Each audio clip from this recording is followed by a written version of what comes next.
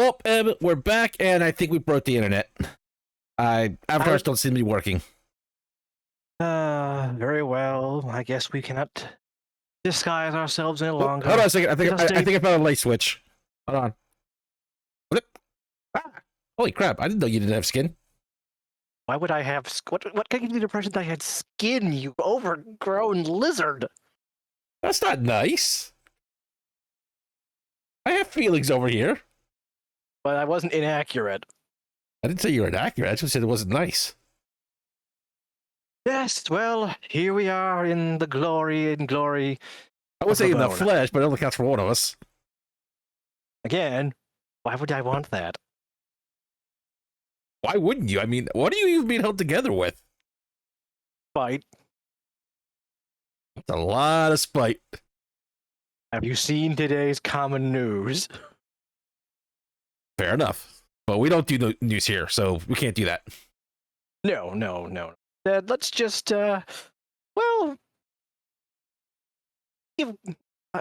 let's just have a little fun. But first of all, it's nice to actually have to no longer hide myself behind a mask, even though, fittingly, I would have used a skull again today. Yes, but before we get on to the topic of today's show, there are a few things we should get announced now before we forget it by the end of the show. Yes, also, we would like to apologize for this season being a bit, delayed starting. As you can see, technical issues and ways of things look around here had to take precedence. Mm-hmm. So it looks like just for the ease of things, we'll be like this from now on. One of the major changes you may have noticed is that me and Em now have ourselves shown on screen. Hi, yes. how you doing? We're going to get used to the moving back and forth. The time dilation, thanks to the internet, is making me quite a little bit different than Soul, but again, getting the hang of things. Everything at Triggering Cast is always experimental. Yeah, especially with me and working with OBS. If anybody knows how to make a constant size for images on OBS, I'd be appreciative if you could like send a comment or something. It's been driving me up a wall ever since we started this show. I more blame the program you're using to view images, but that's a different kettle of fish altogether. I'm trying, and I think I found another way I'm going to try for next time, but that's a whole other kettle of fish we're not even going to bother with. So, first of all, thanks for everyone tuning in. That's the first thing we should announce. We're happy to have you back. And anyone new, welcome in. I suppose we should also announce I am Soul, your host, and this is my co-host, the Bag of Bones M. Bag of bones? I am not in a bag of bones. I am in a well-tailored suit. Unlike whatever you're wearing. Where did you get that from? Over there. That pile of radioactive goo is where you got that outfit from. Yes. Well, still better than shopping at Walmart. But I would also like to say I would like to thank the incredible artist Pixie for the avatars. She has done an amazing job. Not currently doing commissions, but we will be linking her Blue Sky in. Just in case you guys can look at her art and just follow her. She also sees that as well later. The other thing we would like to make an announcement of is we are changing. Well, I should say we're entirely changing the show, but we are making the show kind of its own things with the Highway to Henshin.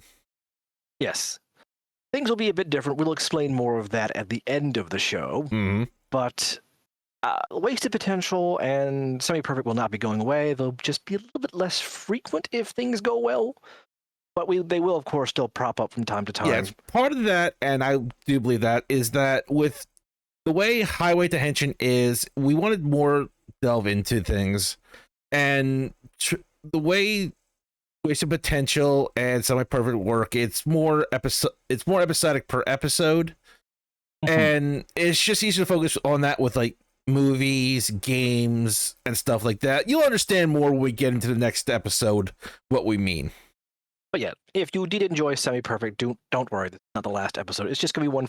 We're taking a little experimental break after this, but again, we'll explain after this episode. Yes, think of it more of not changing, just experimentation and growth. Yes, I would describe it more as refocusing. There you go. But for now, let us proceed onwards to the city. I promise not to smash it. This is the windy city of Fuuto, in nebulous, who knows what prefect of Japan. Yeah, you ever notice we never know exactly where in Japan we are with these shows? Usually, most Kamen Rider shows tend to take place in Tokyo or, of Tokyo. But Fuuto appears to be its own independent city, and I kind of appreciate that more because then you can kind of get away with more things, in my opinion. yeah, and it also can explain why there's less Kamen Riders, because most times they do try to make Kamen Riders canonical to each other, even sometimes that causes confusion, and sometimes it's not. I mean, it did make a lot more sense with Guy, with how they were trying to control everything. I like the picture of Fuuto on one of the islands of Japan, not too close to Tokyo, but close enough that it's not outrageous to travel to, but maybe like by 6 hours by train. Yeah, but welcome to Fuuto City with basically 2 current Kamen Riders. You would count that as 3? You could count it as 3, but I would prefer counting it as 2. And maybe 1.5. Yeah, what I mean by that is these guys are 1 Kamen Rider. There are 2 in 1 Kamen Rider. Are the main characters of the show, Philip on the left and Hidari Shotaro on the right. Which, hilariously, Shotaro means left in a sense, so he is the left half, while Philip's the right half. These are our crime-solving Kamen Rider duo. And one of them is the heart of the team, the other is the brains of the team. Now, what do I mean by that they're both Kamen Riders? Do they both Henshin and become a Kamen Rider each? Not exactly. You might notice what they're holding in their hands. And that there appears to be 2 slots on their belts. They're both wearing identical belts. Well, by docking in one of their transformation devices and then the other, they transfer the mind, the body of the other. Now, that does not mean the other person's piloting the body. No, both minds are sharing one body. Sometimes it's best not to think about that too hard. But honestly, let's just quickly go over our 2 main. Shotaro is the primary main character. Is the one who goes through the absolute most character growth. He's the one who drives the most plots. When we see, I want to say, what a lot of people would call the face of the detective agency. Yes, if we split down their screen time, I would say he gets 65 to 70% of the screen time, while Philip doesn't get as much. Philip is the man in the chair. He is based off, well, a famous character named Philip from other detective stories, who sat back and was given information by other detectives, in a sense, and solved the crime without ever leaving his office. You sure he's not ill? Which is pretty much Philip's whole shtick in this show. Is the brains of the duo. He is very logical. He knows ridiculously a lot of things, and he's always increasing his knowledge and just studying nonstop. He is very antisocial for various reasons, while Shotaro is extroverted to the max. Yeah, he knows a lot of people because of both his job and, well, he just really gets along with a lot of people. And his own history. Before becoming a detective, he was quite the delinquent, breaking crime constantly, pestering one police officer. But the thing is, he was a delinquent with a heart of gold. He never seriously wanted to hurt anybody. He just a little troublemaker. Yeah, it was more like he was without a cause for his own self. So when things like that do, they tend to act out. Yep. And by being given a cause by his mentor, who we will discuss later, he becomes incredibly dedicated to protecting his beloved hometown of Fuuto City. His whole shtick is he wants no one in Fuuto to cry. So goes out of his way to ensure people have smiles. And if anyone makes someone cry in Fuuto City, good God, you've got a Kamen Rider pissed off at you. Sometimes too. Shotaro is also named after Ishinomori Shotaro, the original creator of Kamen Rider. This show has a lot of love letters to the late. It was made post his departure, and for this show, they really wanted to harken back to a lot of ideas, and a lot of people do agree it's a great tribute to Ishinomori. Yeah, one of the things that Kamen Rider I find does really well is when they pay tribute to someone, it's well done. They also really love to give winks and nods to the past. Shotaro's actor is a huge fan of Kamen Rider Black and Black RX. So his Kamen Rider form uses the two main colors of Black and Black RX, and he gets to use a couple of fighting styles like him later on. And that's really nice. Like, he grew up as a child watching Black and Black RX on reruns, and now he gets to be what many people consider the new Black, because Double is one of the more popular shows, especially in the West. And yeah, okay, I'm just gonna say Philip does tend to dress weirdly in a lot of episodes, and I'm not sure that's kind of show how he's just not part of society, so he just dresses whatever makes himself comfortable. I mean, I remember one episode he was walking around in a Saint Bernard costume because he was doing research on Saint Bernards. I mean, I can respect dressing comfortably. I mean, look at me. I mean, I much prefer Shotaro's style, as you can see, of high fashion. Shotaro is a big fan of a store in Europe called Windscale, and he always dresses like a classic hardboiled detective, because that's his other major character trope. He wants to be hard-boiled. I thought it was soft-boiled. He's being called half-boiled, which I know is a term, but soft-boiled is the more common term. They just want a half joke. But honestly, while Shotaro will never be a hard-boiled detective, you know what kind of detective he reminds me of more? Not off the top of my head, honestly. Your Columbos or your Jessica Fletchers. Very heart-filled, very caring, very down-to-earth. But when they notice something going on, oh, you've got the wrong detective on your ass. Like, Shotaro is not the brains of the operation, but this show does go out of its way multiple times to show you that he's smarter than you think. Yeah, he can't put things together, because I remember one episode where he literally put a lot of things together that almost, even as a watcher, you miss, because let's be honest, in shows like this, there's not going to be a superly overcomplicated detective show for this. I mean, at the end of the day, this is two things. A kid's show, and I don't mean like toddler kid or anything like that, but more like preteen, teen age. Yeah, you're 10 to 14 is generally the demographic. Yeah. So there's nothing going to be overly complicated, but can make you think, which is a good thing. Mm-hmm. And the other thing, Kamen Rider, is it sells toys. Yeah. So we're not expecting anything like Sherlock Holmes on his best case ever. But some of the episodes do make you think, and they can trip you up a little bit. Not anything too hard, but it does make you want to second guess yourself just to be sure.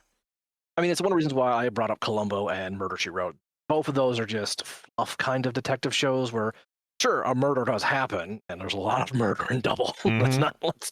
But you're here for the adventure. It's not quite a cozy, the term is, but it's not too far off. And another thing is, I think a lot of Kamen Rider shows have done this, but a lot of the episodes are two parts.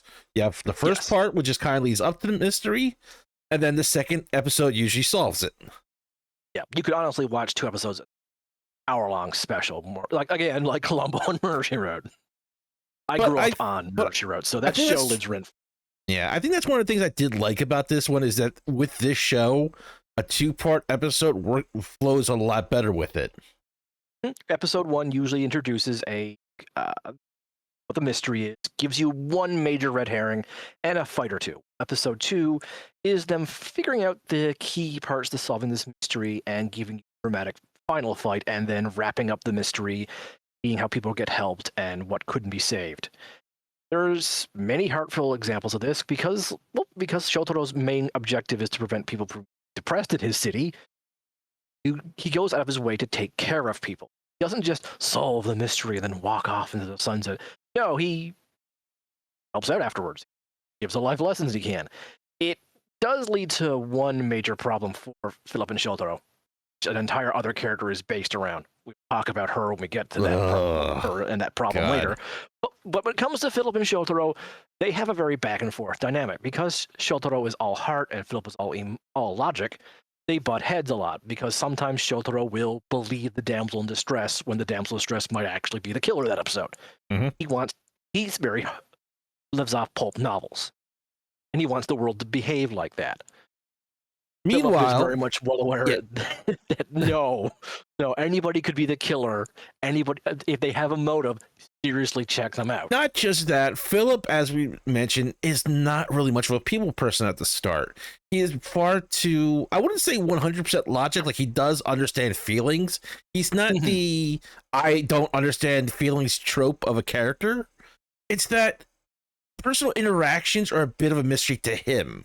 Like he understands the feelings of I hate a person, I like a person, like general feelings he understands. There's a great episode where he understands how to break dance, the techniques of breakdancing, but not understanding why people would want to break dance. Yes. I'm not even kidding. He actually learns to breakdance in the episode and does a fantastic job. And then people go, wow, you're great at this. I don't want to do it anymore. I just wanted to see if I could. That's basically Philip's whole trait is he hears about a topic and becomes incredibly engrossed in it, and that is usually his hiccup. Sometimes Shoto's like, hey, I think I can solve this mystery. Not now. I'm figuring out how to make ramen. And the other thing is, this kind of points out, just because someone is good at something, that doesn't mean that's what drives them. Yeah. What I feel is the two of them are both kind of scatterbrained at times, and when their scatterbrains link up, they're a dramatic force to solve crimes. When they're going opposite directions, well, Shotaro's following a pulp novel trope, and Philip is just, hey, have you ever heard of this thing called France? I'm going to learn everything about France right now. Brother. But Philip can actually pull it off because he can connect to a magical place called the Gaia Library, which lets him research anything. Okay, let's back up for one step here. The library is basically all knowledge of the planet Earth. Think of it as... It's literally the history of Earth. Yes. Philip can at any point close his eyes and visualize this endless sea of books. And when we mean it has all of Earth's memories and histories, it literally does. Yeah. So what he needs to do with his ability is to find keywords to narrow things down. The crimes are usually solved by Shotaro going out and figuring out 4 or 5 keywords. I think just... But anyway, he gives them to Philip, and Philip goes, all right, killer, West Street, cold body. Killer is using ice powers from this Gaia memory, and it's weak to yada, yada, yada. Right. So next time we fight them, we can to beat them. Now, and that's generally how most crimes are solved. Yeah, now like Shotaro has to notice something that Philip can use, which is actually a fine example of showing off how Shotaro himself has detective agency. Because he could just be standing there all day throwing every random clue at Philip, but if he notices just the 3 right ones, what matters the most in this crime? Philip can narrow it down far better, because if he just keeps saying a victim died from was frozen to death, there's a lot of ice here, it was a warm day, that's not a lot of information. That's just the same information. That's not going to narrow things down. It's basically almost like a basic detective agency where you're narrowing down the clues to find the culprit. You're figuring out what doesn't add up in this current scene. Like Em said, it's a bright, sunny, warm day, but why was there ice? That doesn't add up. Yep, but just keep repeating the cold temperature doesn't matter. But let's say you bring up that the victim was carrying a lot of money but wasn't taken. Well, that means you can narrow out thieves. That's kind of information that Philip might want. Not always. What he needs is different depending on every episode, and it's basically the trope of in every detective mystery where the detective gets heard a phrase and they have a eureka face and then they run out to solve the crime. Best example again I can think of is Jessica Fletcher, who someone just says, "Oh, I spilled my tea. The drinks were poisoned," and then runs off. What drinks were poisoned? What are you talking about? Come back, Mrs. Fletcher. Why do you feel you would do that to me without explaining anything and be really irritating about it? I mean, well, it matters that I've solved the crime, isn't it? No, because I wouldn't know what the hell's going on. Come along, Watson. God damn it, I don't want to be Watson. You get to be a doctor. Would you trust me with medical supplies? Oh, no, I wouldn't have you perform anything on me. Again... Well, there's not much to perform on you. What do I have to lose? We break something, we just replace it with somebody else's. What? No, I don't steal anyone's bones. I don't believe you. Anyway, let's actually show off what the titular Kamen Rider double looks like. So That they can like this is technically Shotaro's body, but Philip can pilot the right half anytime he wants. They do this to great comedic effect, and one of my favorite things they do is when Philip is talking, you do hear Philip's voice, but the right eye starts flashing. yeah, that is a very nice touch. It helps distinguish who's talking and when. Now they sometimes do talk at the same time, so you hear both voices, hear one or the other, and when Philip talks, the right eye flashes. There's a few great scenes where Shotaro wants to punch someone, and Philip has to pilot the right arm to keep Shotaro from doing it. They do a lot of good comedy like that. I give full props to the suit actor for a lot of this too. Oh my god, yes. I mean, there's also several times when Shotaro overreacts, and because Philip's more logical, he stays calm. But the rare time when they both freak out, it's pretty damn funny. Yeah. I mean, could you imagine being a suit actor, let alone acting for one person, but now you're technically acting as a duo? Yeah, that must be so much fun. So yeah, your left half is going to want to punch him. Your right half is going to try and stop him. I'm sorry, what? Oh. Okay, Mr. Director. But yeah, they're called Kamen Rider W because two powers. It's often either written as a W or worded out as for double. Yeah, you might notice a lot of, you could see the W letter in various places on him, at the belt, the chest, like in various places. Some people argue the V crest is, but it's a V crest to me. A little bump inside barely counts as a W bump for me. Yeah, I can barely even see that, but you can easily see it on the belt and on the chest. And so, this form is called Cyclone Joker. What I mean by forms is we'll show off he has combinations. We're putting in different what we call Gaia memories into the belt. Take different elemental or physical powers. Right now, Cyclone Joker is his standard form, the one we start off with. Joker is tied to Shotaro because he's often seen ace in the hole. Or the wild card in a lot of scenes. Yeah. And Philip is kind of flighty, so Cyclone ends up being the one he prefers. Philip goes with the flow, the wind, whatever piques his interest, that's his interest day. So it's, like I said, very much like the wind. And Shotaro is very hands-on kind of guy. He doesn't really behave like you expect a detective to. He's the wild card. And that's literally his ability, is that he has stupidly high wild card luck. So a Cyclone Joker is a close-range fighter using Cyclone's wind powers and Joker's high luck stat to be a pretty damn good grappler. Indeed. This is the form they take the most, and it's honestly, like, it really works. They use a lot of good combinations. Mm-hmm. Now, for Shotaro on the left, he always is physical based. He doesn't have any elemental abilities. Well, Philip ends up with 3 elemental powers. They can mix and match these forms, but they can't like have 2 of Shotaro's forms or Philip's forms without outside help. So let's take a look in here. Because now we get a look at the other forms. This is from the opening song. Yeah. We're not going to go over every single combination. We're just going to tell you what they are. So on the Philip side, we have Cyclone, Luna, yellow, and Heat, red. Luna represents the moon, illusions, and Mr. Elasticity. And Heat is just, well, heat. It's just fire.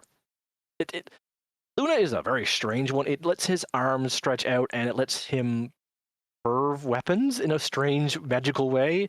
And when someone else uses Luna, it allows them to make illusionary clones that are physically there. It's roll with it. Yeah. Now, Shotaro's half, we have Joker for his hand-to-hand combat, Trigger for his range combat, and Metal for a melee weapon. Trigger is literally a gun.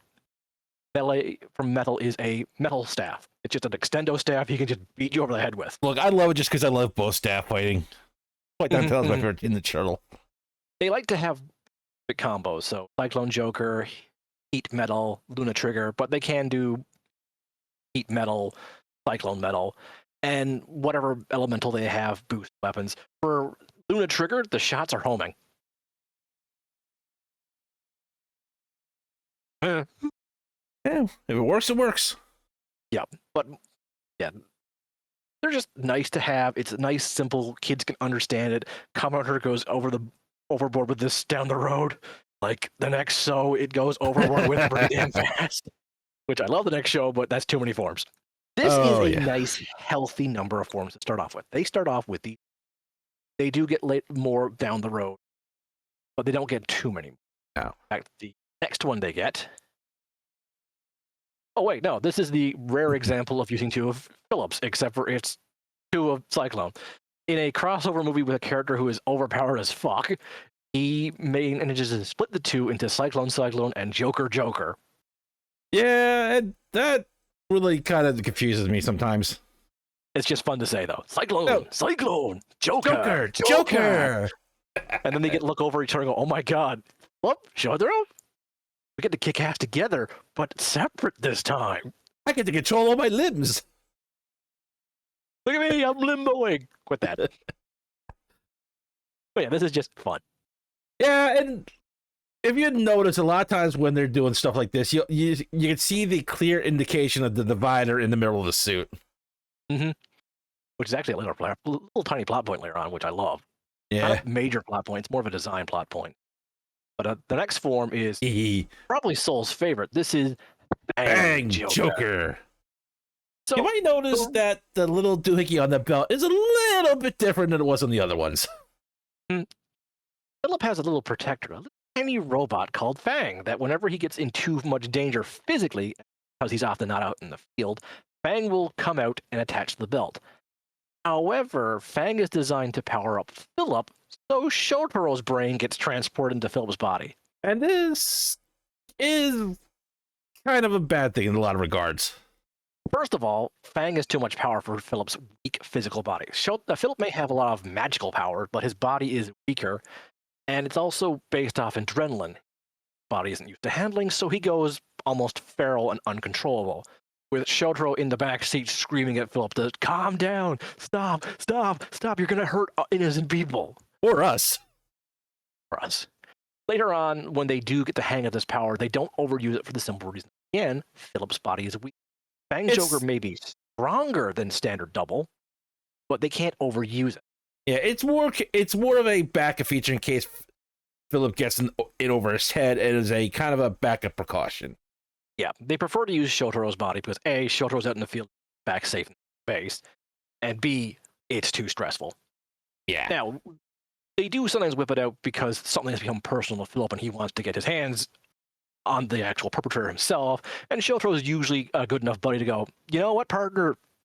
Yeah, you have every right to beat the snot out of this monster. It's come to the point where they just need that adrenaline boost and just pure power. Yeah.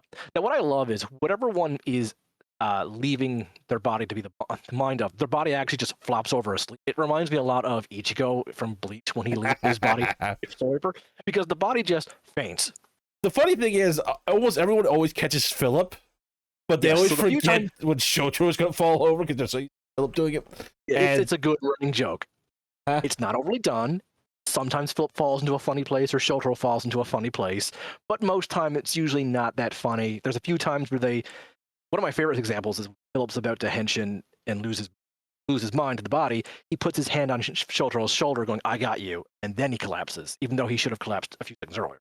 Like, that's just good visual storytelling. It's very good. I do like that the lenses on Fang Joker are a bit more tinged red to show more of a... Well, they're not really tinged red, they're just angled differently. Oh, really?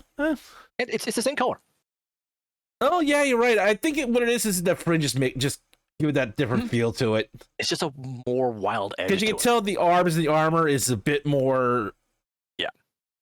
It's to give you that instant feeling of this is more dangerous. It's not the calm rider that we're used to. No, it's not the defender of Fuuto City. It's not the one who wipes away tears. It's the one who beats the snot at everybody. Oh, yeah. But moving on. This is Cyclone Joker Ekustori! And we do get extreme. This is actually them becoming fully combined. The little different belt is actually a bird that absorbs the body of Philip and transfers the body in Shotaro. They then rip open the divided line on their chest to show the infinite code of the universe inside, with extreme being yelled. This is pretty much Shotaro Philip, including the planet in on what they're doing, essentially. This This lets Philip, even though he is physically involved, access the Gaia library in the middle of combat, something he could not do with Double. Like, literally, they can be fighting a guy, Shotaro can punch the guy, Philip can go, oh, he's made of solid diamond. Okay, if we vibrate our weapon at this frequency, it can shatter diamond. Sweet! Let's do that. Wait, what do you mean you can do that? Oh, I figured out how to make one of our side weapons vibrate, just because I know how to make things vibrate now. I am screwed. Yes, you are a monster of the bye week. You stood no chance. And I do love that, but they do face opponents that are just stronger. Even though you know the weakness does not mean you can overpower them. But it's just nice, and it's proving that a rider and a half is pretty powerful, but 2 riders in one. This is all when this form was almost not even what it looks like at this point, because there was a lot of problems with Shotaro being able to handle this form, being compatible with Philip in this form. Shotaro is just lucky. That's his. Everyone can basically agree that's his actual ability, but he did not have the physical power to withstand all the information Philip stalling into it once. Didn't work for a bit. But Shotaro is also one other thing. Stubborn. Yeah. So he kept powering through this. Technically, Cyclone Joker Extreme is not the form they should have in the show. Weaker than anything else. But because of Shotaro's determination and his trust of Philip and Philip's trust of Shotaro, works better. Yeah. Sure. Sometimes you just gotta be stubborn to make something work. There are 2 forms that could have existed that would have been better, but they wouldn't have worked in terms of characters. Yeah. But I think it's also a nod just to their original suit as well, and I really appreciate that. Because a lot of times when the people get their ultimate forms, it's almost, you can tell there's some of the original, but it's almost like a completely different suit. This is literally them opening up to each other, so they represent that by opening up the divided line in their chest. Yeah. That's stupidly brilliant writing and character design. It is, and I will say this. If there was ever going to be, I'm just going to flat out say it, a couple Kamen Rider, it would be these 2. Like, yeah, I could ship it.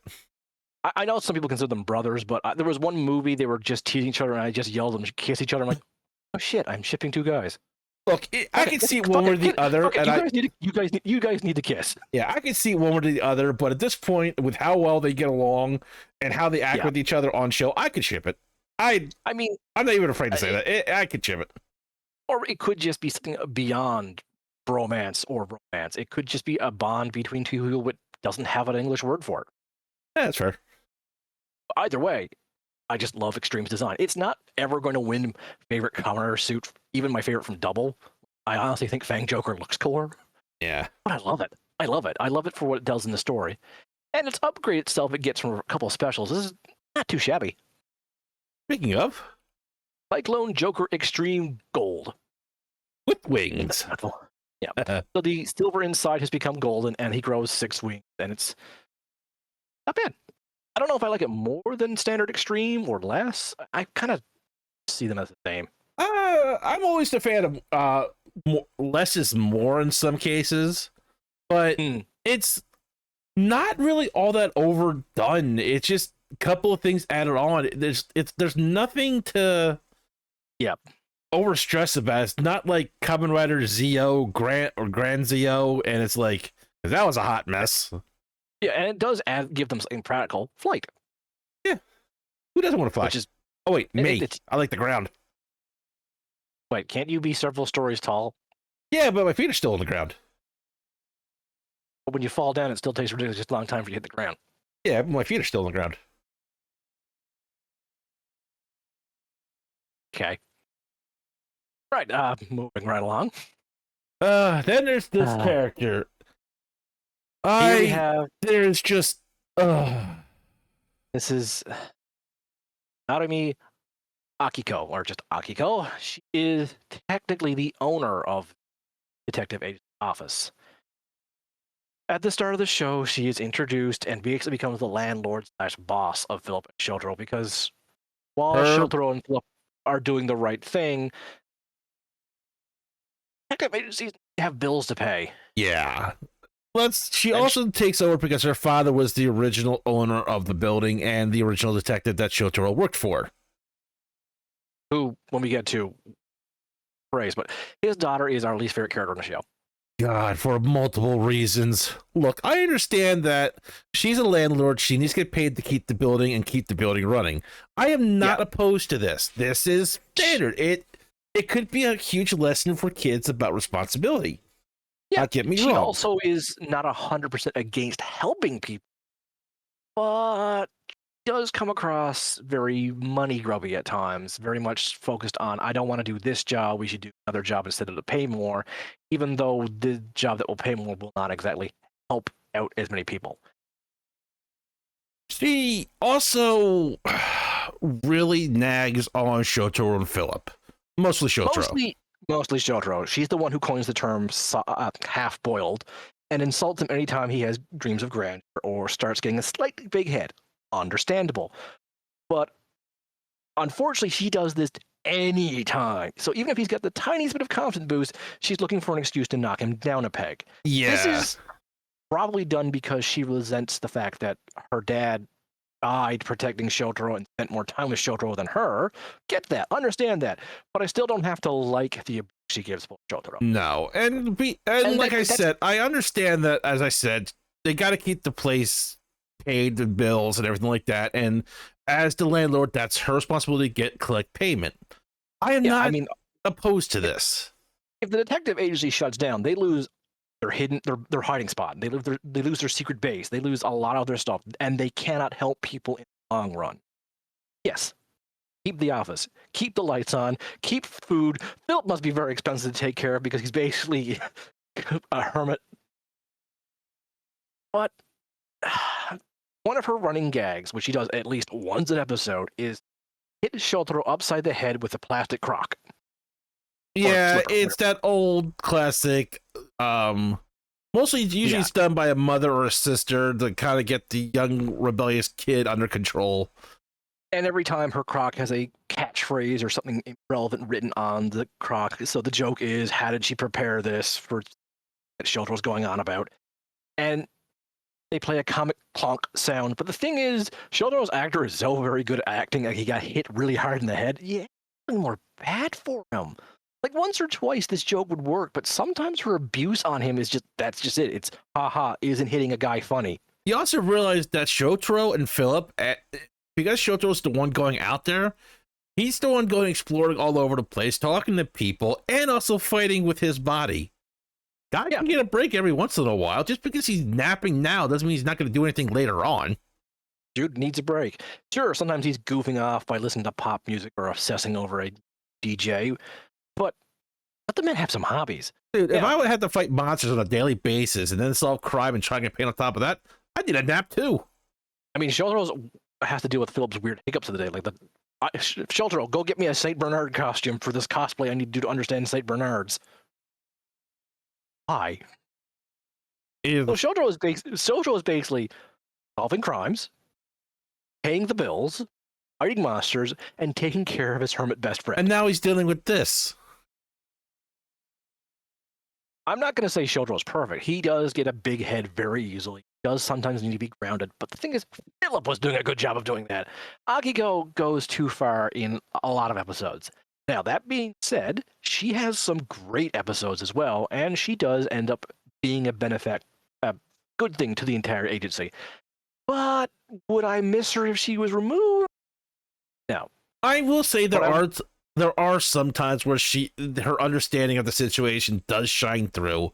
I will give her the benefit of that. And there are a few times where the jokes with her really do work, and she does actually solve crimes. She's not completely useless. She does get damsel in distress a lot, but she gets damsel in distress because she's also trying to help, and she doesn't get in the way. She helps, gets captured, and then gives the guys the clue they need. So she's not useless. Like, I've seen many characters in the show who's just useless, and you're wondering why she's there. I will say this much: I like her a lot more than the joke character from Kamen Rider Wizard. At this point, I'll just agree that if she wasn't here, I don't think we'd be losing much. No, I don't think we'd lose. much. And, She does have when she is well used. I really do like her, but most episodes, and she's please don't hang on. misunderstand. This is nothing against the actor. She does a wonderful job playing the actual character. This When is she gets just the mad, characters themselves. yeah, the actress herself, fantastic. No, she does. She's selling a character I don't like and doing a fantastic job of doing this character. I just don't like the character. Yeah. So let's move on. She does crazy eyes really well. Yeah. All right. So this is her father, Narumi Sokichi. AKA, man looks fantastic in a suit and hat. Basically, Shotaro is ripping off his mentor's entire fashion style. And this man looks like he was born to wear that suit. Oh my god, yes. He's also played by a pretty good Japanese singer, and he sings his theme song, and Nobody's Perfect is brilliant. So he's dead. Yeah. The opening part of the show is you actually get to see his death. Just like all good crime mysteries, we start with someone dying. Yes. He is the epitome of hard-boiled, although we do find out he does have his soft spots like every human does, but he is basically the exact same Shotaro. He's basically what Shotaro wants to be. He is the guy who goes around Fuuto City, solving crimes, making people happy, taking revenge for the tears of the city, and being a stone-cold badass. The dude is a Kamen Rider, but he literally lives by the rule of escalation. He won't be a Kamen Rider unless a monster shows up. He doesn't use his powers willy-nilly. Like, he could solve way more crimes by turning into his Kamen Rider form. No. If this is not a Kamen Rider case, it's a Sokichi chase. Solve it his way. And honestly, just a friggin' badass. And it's such a shame because he looks so badass. Yeah. This is Kamen Rider Skull in his crystal form, prototype form. It shows up in one movie for a few scenes, and I'd also like to point out his belt because it only you think it's only half a belt.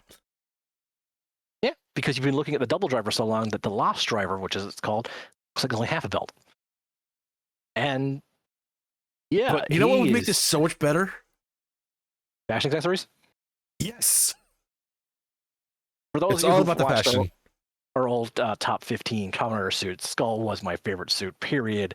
And Skull is the reason why we became fans of the show. I watched an episode of Kamen Rider W, and I watched the scene of the Sokichi kicking ass as Skull, and went, I have to watch all Wait a minute. Hold on. I have to watch. What? I'm seeing something here. I'm seeing a pattern here. What kind of pattern are you seeing here? Kamen Rider Skull, you're a skeleton. Kamen Rider Skull, you're a skeleton. Give him a few minutes. There's a lot of space in that head for those brain cells to bounce around into. He must be related. Sure. I knew it.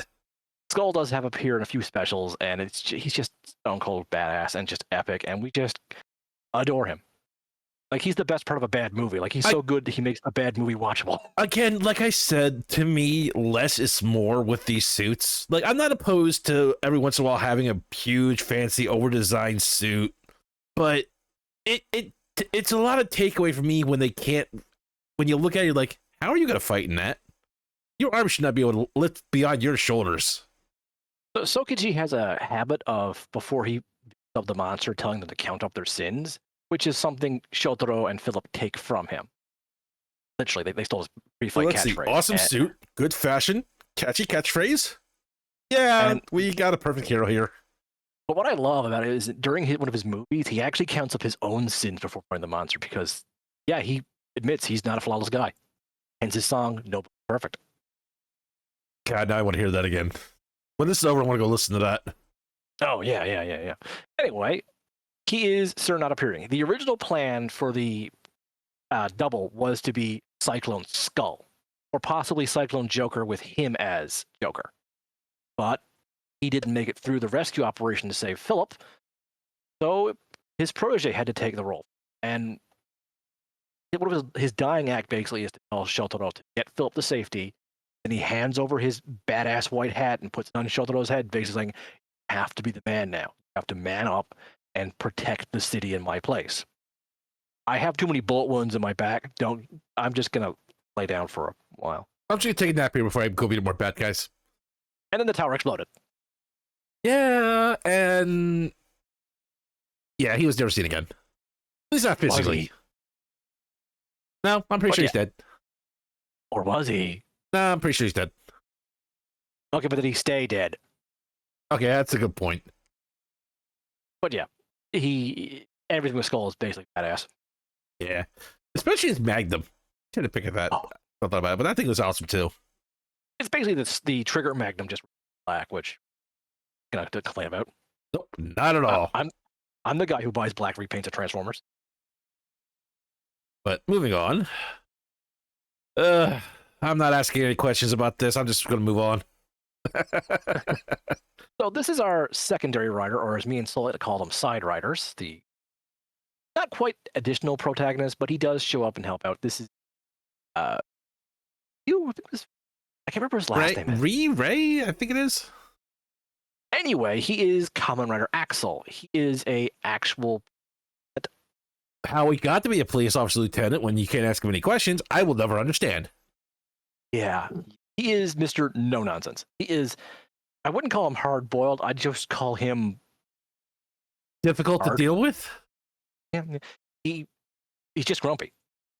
Now he has a reason to be grumpy. When we first get introduced to him, this is his usual face. There's very few things that make him happy. Oddly, one of them is Akiko. Two of them end up as a married couple by the end of this. They even have a kid. Good Lord. I'm not even thinking about that implications of that. Whatever. As long as they're happy. Yeah. Well, as happy as Ryu can get. But yeah, the reason I'm saying no questions, because that was usually, at the start when we first get introduced to him, that was basically a catchphrase with this guy. Yeah, it's something he oversays way too often.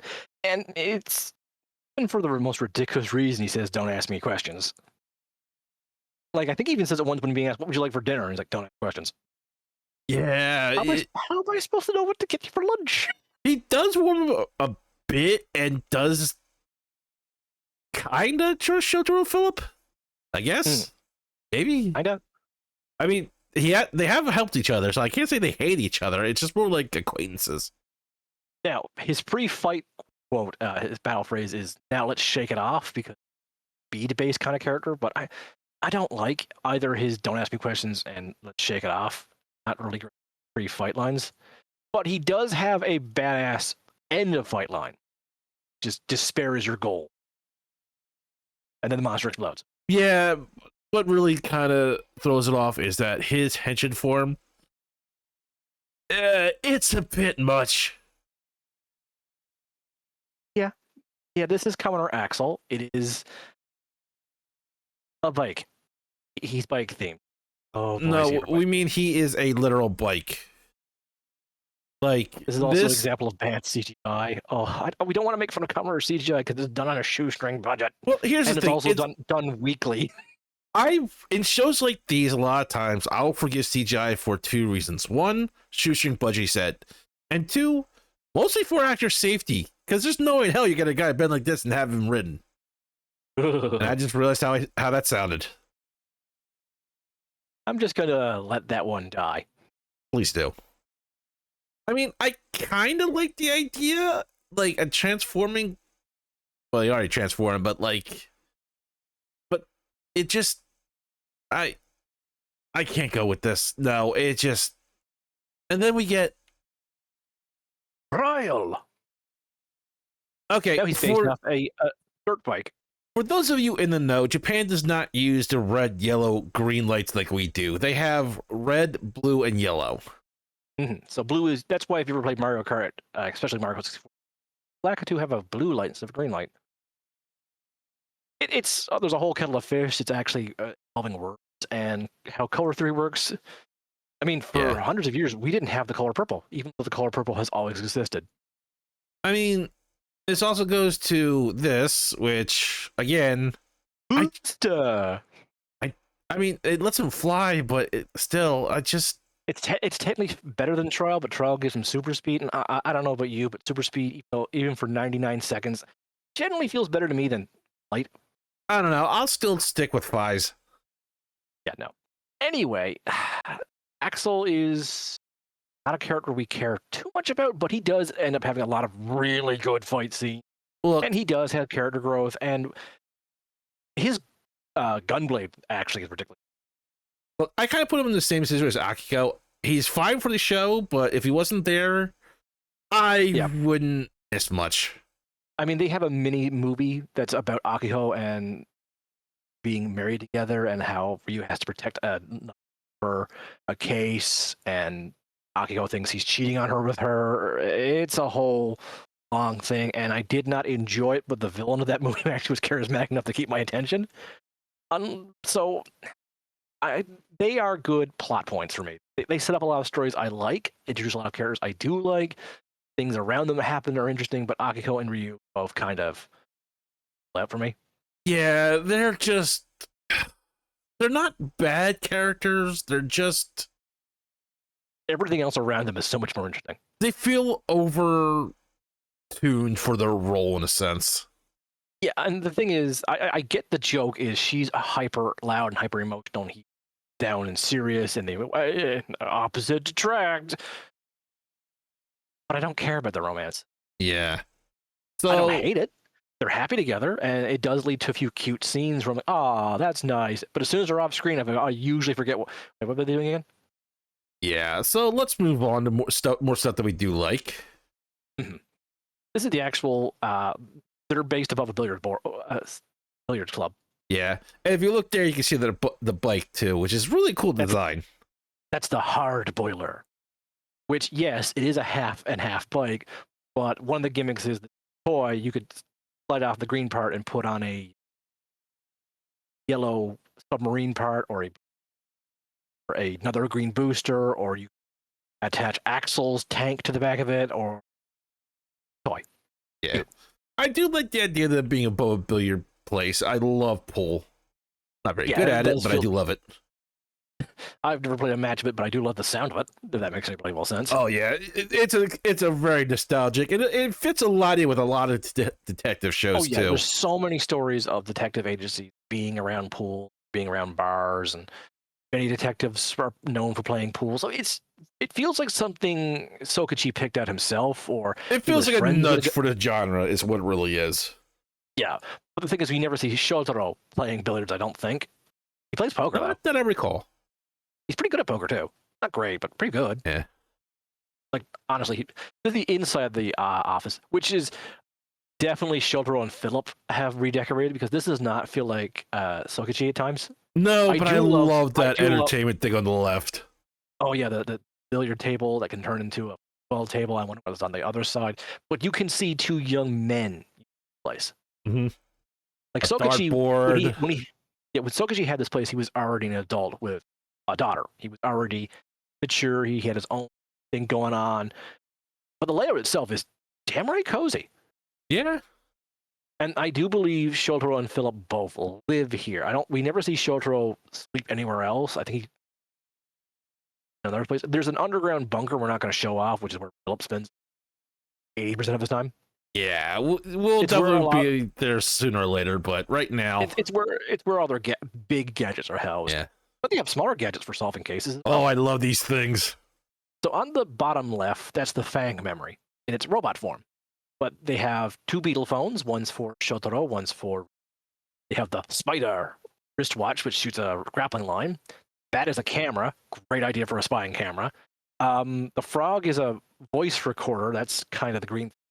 And in the middle is a snail that flips out into a pair of goggles that can, like, detect heat or traces. Like, these are fun spy gadgets.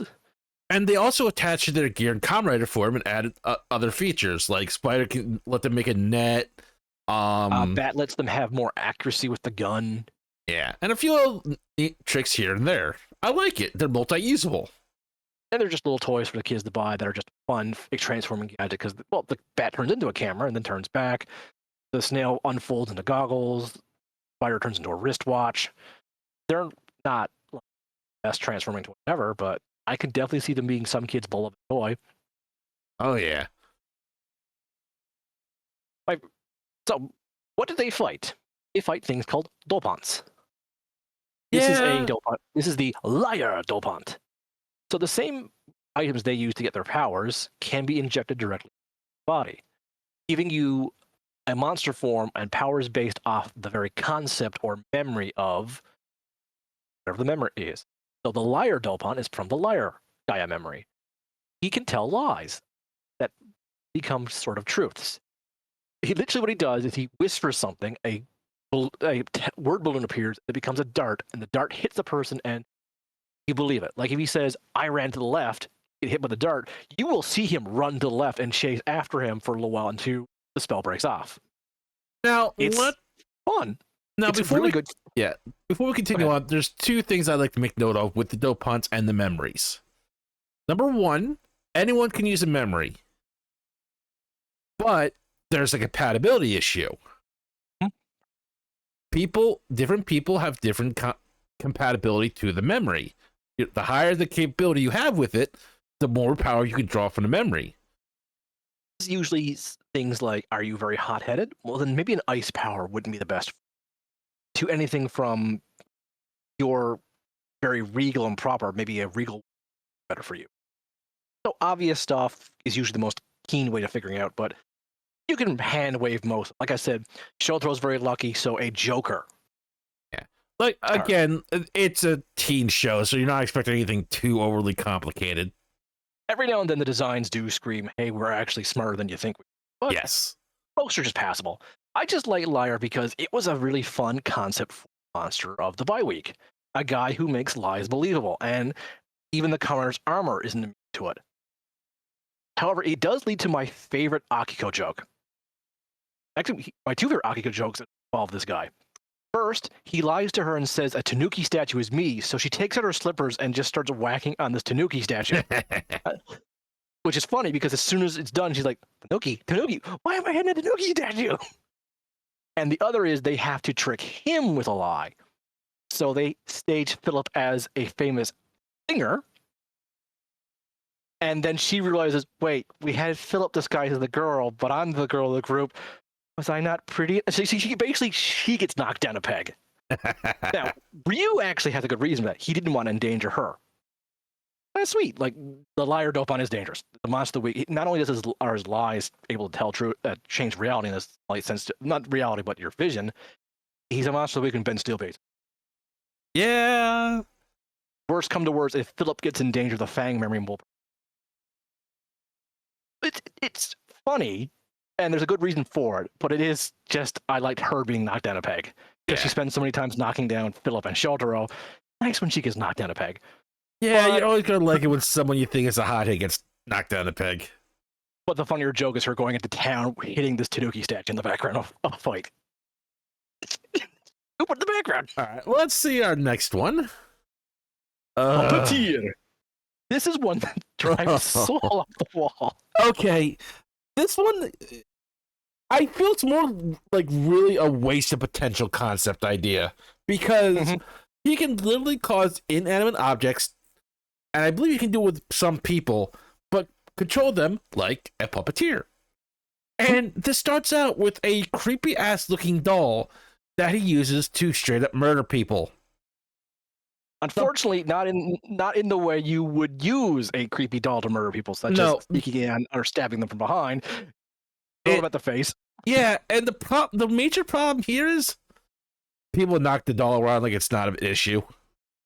I mean, it keeps coming back because it's not alive, so you can't really like hurt it. But climb some steep stairs. Get some duct tape. Jesus Christ. Because if it had super strength, it would kill you faster. And as Soul likes to keep saying with the Chucky franchise, leverage matters. Yes.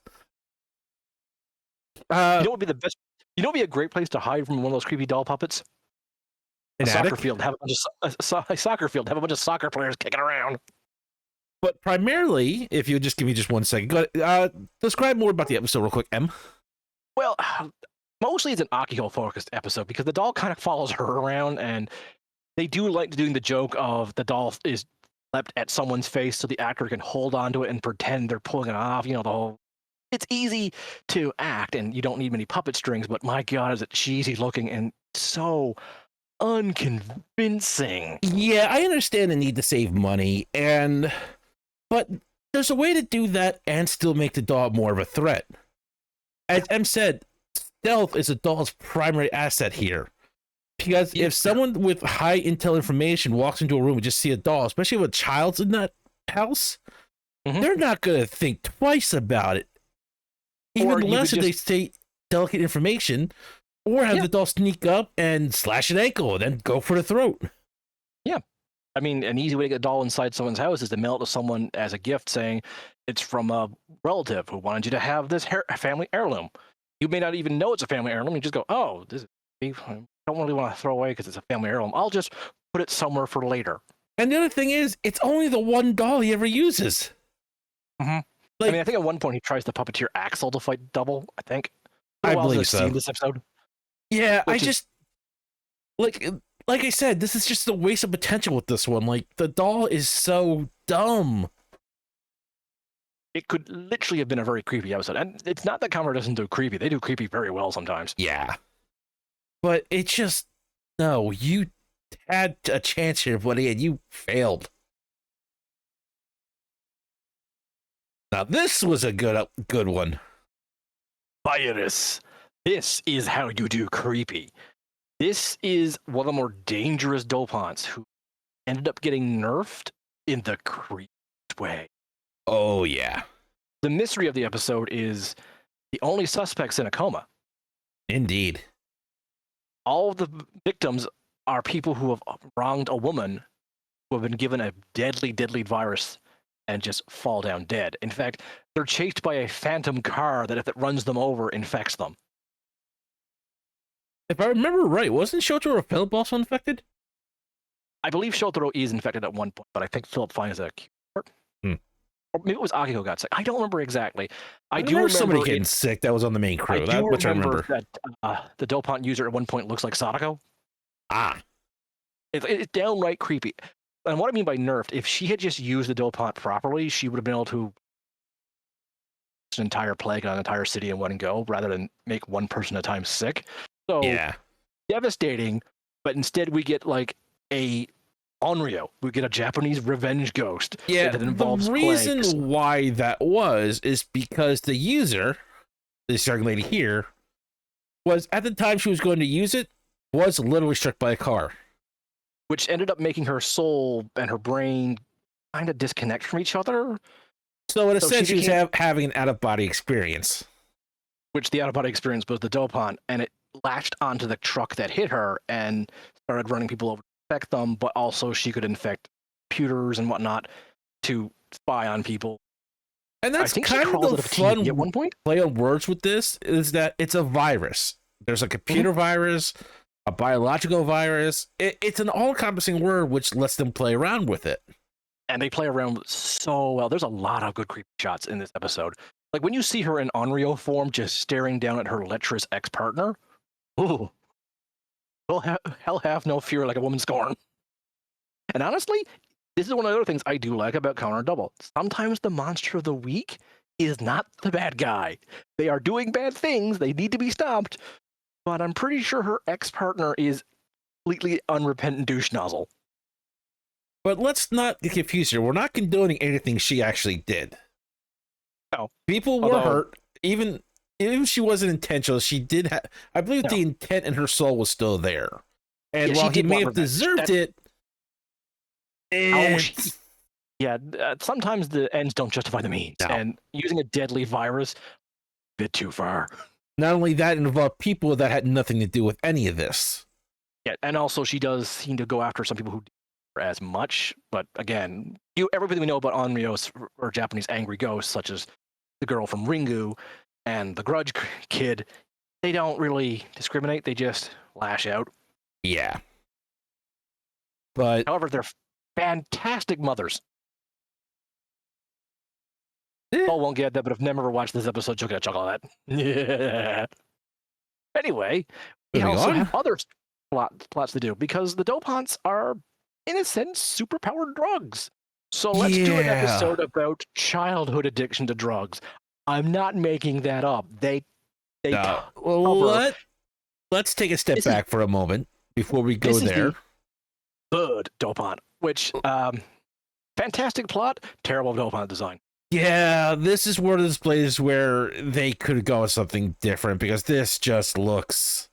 Like the puppeteer one is just a fancy mask and a flute. That wasn't bad. It wasn't. I mean, great. I get the connection to the Pied Piper. I like that, but this is just. It's not great. But the lyre and the virus, wow, those are really cool designs. And then we have Bird. This is like what happens when you are on drugs and you look at the Japanese Doggy Kruger. Now, I do love the plot of this episode. It involves a teenager buying the bird dopant and sharing it with their friends. Yes. So they all get really addicted to it because, for one thing, it grants them superpowers. Another thing, the superpower is flight. How many people list flight as the one superpower they want the most? This also kind of shows off the downside of using the Gaia memory, especially if you don't have the. I think there's several ways you can use a Gaia memory. The cheapest way is called a live connector. It's basically a tattoo that lets you insert the Gaia memory safely into your body with little repercussions. These kids are basically sharing a needle without cleaning the needle off first. I believe this is the girl that actually had the live connector, if I recall correctly. Maybe. I can't remember 100%. But she three idiots, at least three of the three idiots didn't have the connector, were just using it because, hey, I can have cool superpowers. I do remember it was one of the two girls.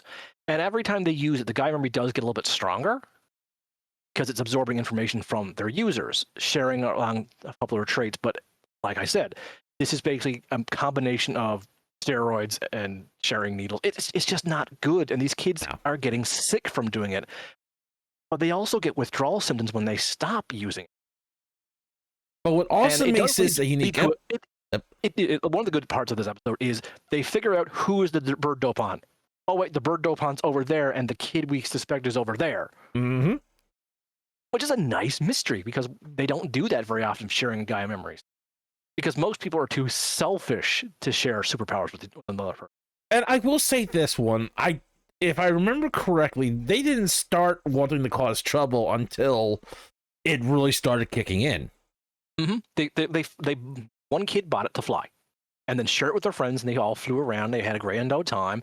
Then they started using the superpowers a bit more, and a bit more, a bit more. And then someone has the idea of, hey, let's use this to get back at someone or prove how strong we are, and it just spirals from there. Mm-hmm. Forcing the Kamen Riders to get involved. And in fact, it forces the evil organization selling the drugs to get involved because we'll talk about them in a second, but there's two results from this. One person did not think they were selling to kids, so, oh, woe is me, I am an innocent drug dealer, I did not know kids would ever get involved. Yeah, get off your fucking high horse. Yeah. And the other one is the evil organization who sells the drugs and makes the drugs like, fascinating. By these kids using it, it caused a mutation in the original user, making them stronger. Can we recreate this? This is quite fascinating. I mean, from the evil man's point, the evolution of the Gaia memory is fascinating. I will give him that. But, yeah. I will admit this, the actual dealer who sells it does turn around and use his powers to stop these kids from getting in trouble. He ends up getting him killed. Because the evil organization is evil. Shock, And oh no, you mean someone that's breaking laws and selling things that are outlawed or is evil? Like, the drug dealer thought that just by selling these Gaia memories, he would be empowering his fellow Fuuto citizens and they'd have better lives and they'd have their superpowers and there'd be no traffic accidents. Does he live in reality? No. He's an interesting character, though. We don't bring him up in this collection because we could go a while by him, but that's basically my thoughts on his. Good idea, you're a dumbass. I mean, look, a flying car is really cool. I don't want people having those. No, I don't want. I very much do not like the idea of my next door neighbor all of a sudden having the power to turn into a triceratops and when angry smash things. Yeah, maybe not. I don't care if I would also have the power to turn into a T-Rex and smash things. That would just lead to two dinosaurs fighting in the town. And while that'd be great to watch, not so great for the town. Especially when I have to live in that town. There's already enough traffic incidents. I don't need the part of the road destroyed by a T-Rex fight. Yeah, I did enough on my own. Yeah, I'm noticing. Anyway, here we have is the head of what is known as museum, the making and selling the Gaia memories. This is Sonozaki? Yes, Sonozaki. Yeah. I would just want to say that an evil organization using memories of the past from the planet, calling itself a museum, on the nose. I like it. Their factory for making the Gaia memories is actually in the Fuuto City Museum basement. Yeah, it's just real. Like I said, right on the nose. I love. It's just the Sonozaki family is just, and they're probably one of my favorite Kamen Rider antagonist groups. Because a lot of their scenes is just them laughing around in heights. It's like, ho, ho, ho, ho, ho, ho. Look how evil we are. Ho, ho, ho, ho, ho, ho, ho, ho. It's fun. I mean, the guy has some class, and we see him a couple of times. Yeah, he's almost always sitting around in finery clothes. Like one of the things about Double is we often see the common man and how the Gaia memories affected their lives. Whereas the people on top, the 1%, are lavishly in a mansion watching the misery they've caused by selling drugs to people. Double it looks at subtlety and just likes to kick it. Yeah, like I said, subtlety is not the strongest point in a lot of cases. This is one of them. You know this guy's evil as soon as he shows up. I mean, also his actor, fantastic. No notes. He eats pretty much every scene deliciously, and you're like, wow, that looks like a lovely meal you just had. But you know how? Yeah, you really know how you know he's evil. My God, he's drinking red wine in the middle of the day. That's just a sure sign of evil on a TV show. Yeah, it pretty much is. So their entire purpose is basically just to amass more finances, to sell more Gaia memories, to get more power, and to do a special ritual later on to make themselves basically the immortal gods of the Earth's memory itself. Yeah. Also, to note, if I remember right, I believe you told me this one, wasn't they going to have connections to Shocker? They have connections to a group called Foundation X, which is basically Foundation X, that was it. Which is basically homaging Shocker, the original Kamen Rider antagonist. Foundation X is basically, for those who don't know, think of Hydra from Marvel. It's an organization that's been around for years, funding other groups to do their terrorist deeds and amassing power from them. Foundation X is based off Shocker, which Shocker is basically Hydra.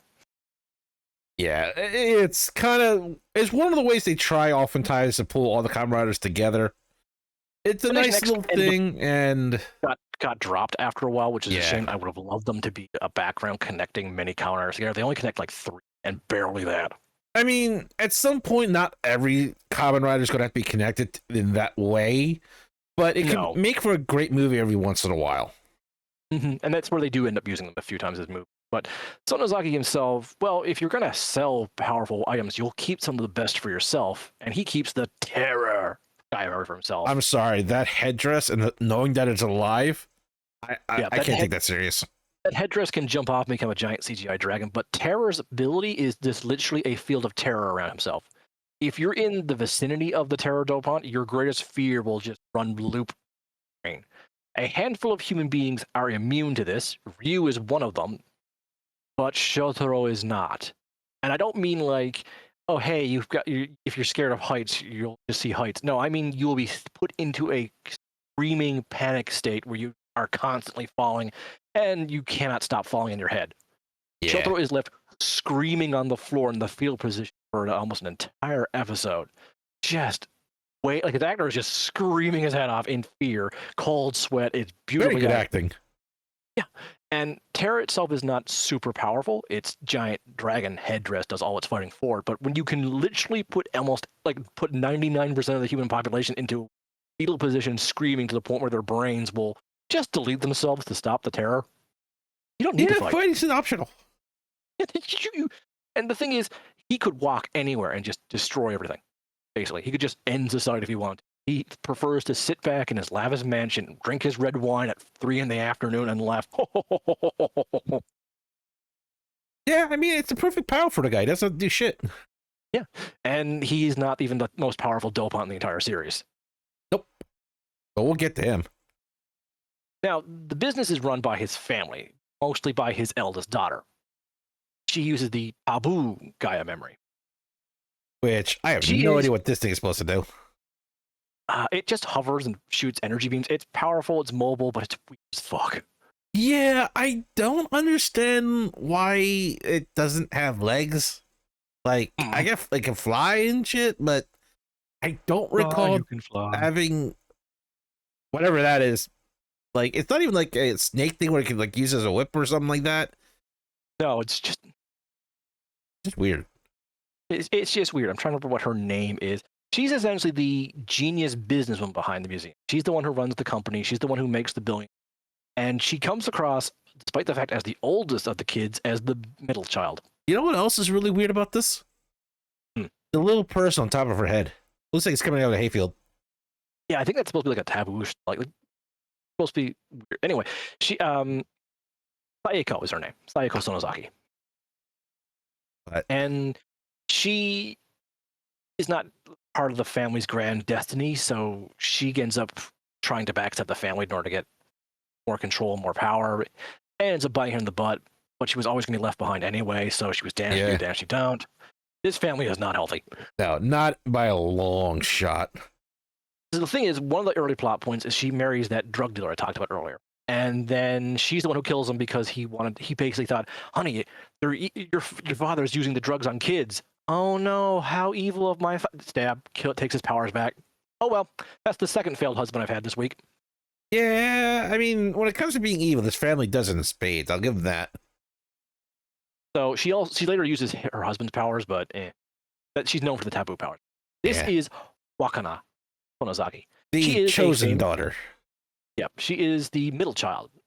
She is also the radio DJ that Shotaro and Philip both really like. Songstress. She is chosen by Daddy to be one to inherit the entire Gaia library and all of the Gaia powers, as she is the user of the clay doll. Which is fitting because clay dolls are supposed to represent Earth and are very important. She's a pretty weak dopant most of the show. Her left end is a cannon and her right arm is just a club. Yeah. She has a transform form, but we're not going to show that because reasons. Reasons. But yeah, she starts off not wanting to do anything with the family. But then Daddy shows her this true power she can obtain and she gets drunk off it. Yeah. Easily manipulated. Yeah.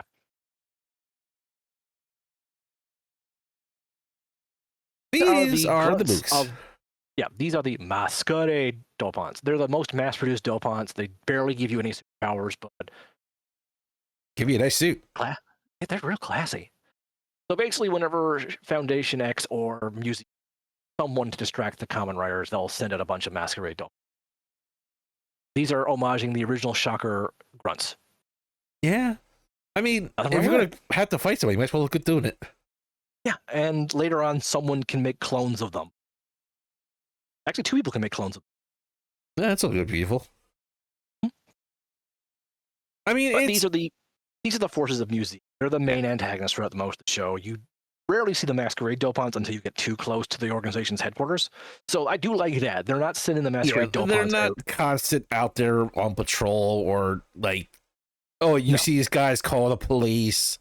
I don't think a lot of people even see these guys. No, I think only the Kamen Riders see them. Maybe 1 or 2 other people might see them during like the movie when all hell breaks loose. But most of the time, you will just see a normal guard, and if you sneak into a place you're not supposed to, the guard will follow you and then transform. And yeah, just because they're not as powerful as the average dopant does not mean they're not good at, well, for one, Zerg rushing guys, and one masquerade dopant is still stronger than the average human. Yeah. I mean, to be fair, if enough of them got together, they could probably tackle a Kamen Rider and slow them down, but...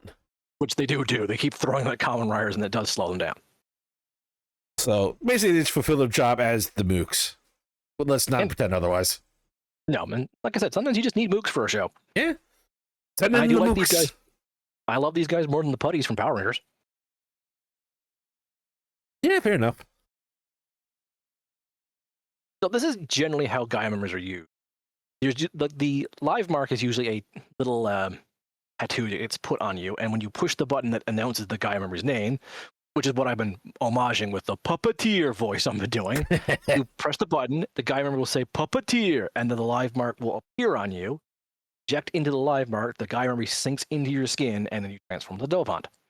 The kids who did not use the live, they just jammed it on their arm like a random needle and sunk in. The Sonozaki family have specialized belts there.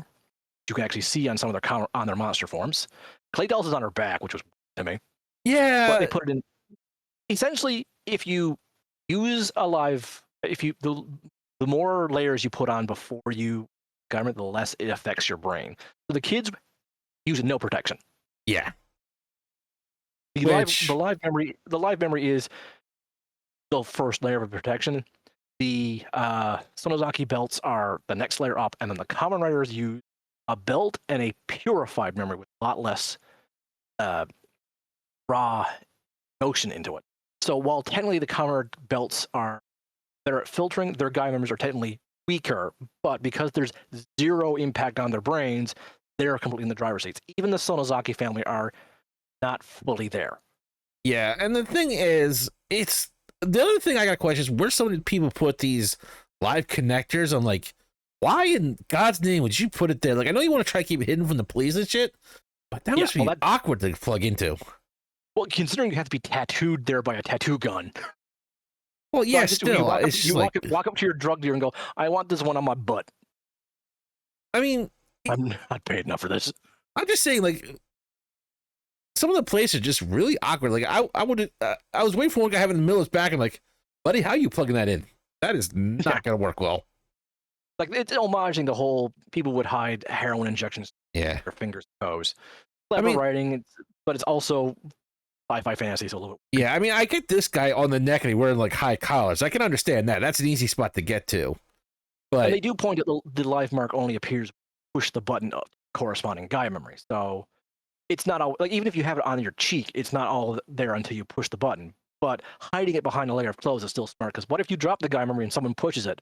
All of a sudden, you bump into someone who presses the button.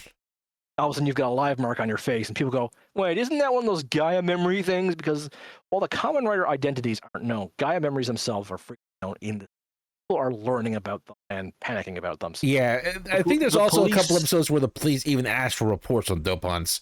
Like, they say that by name. I remember that much. And there's a couple episodes, or at least one episode I can remember, where someone gets the guy memory, pushes the button, and it reveals who the culprit is. Yeah. So it's just one of those weird things. Like, I understand it's supposed to be a drug addiction and you try and hide the marks and everything like that.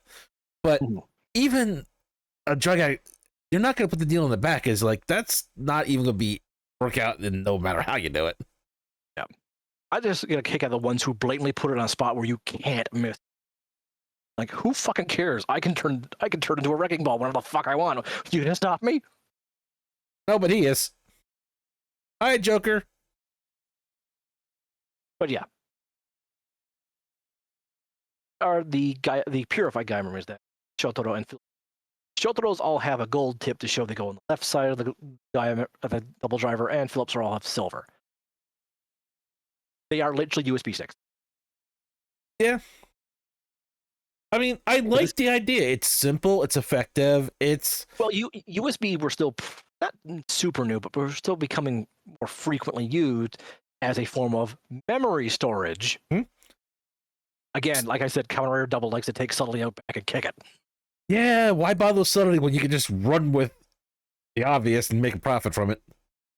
So look, I love Kamen Rider, but I'm not going to lie and say it's not used to make money. You actually can see the speaker on top of the toy. I mean, transformation device. And you can see the button, too.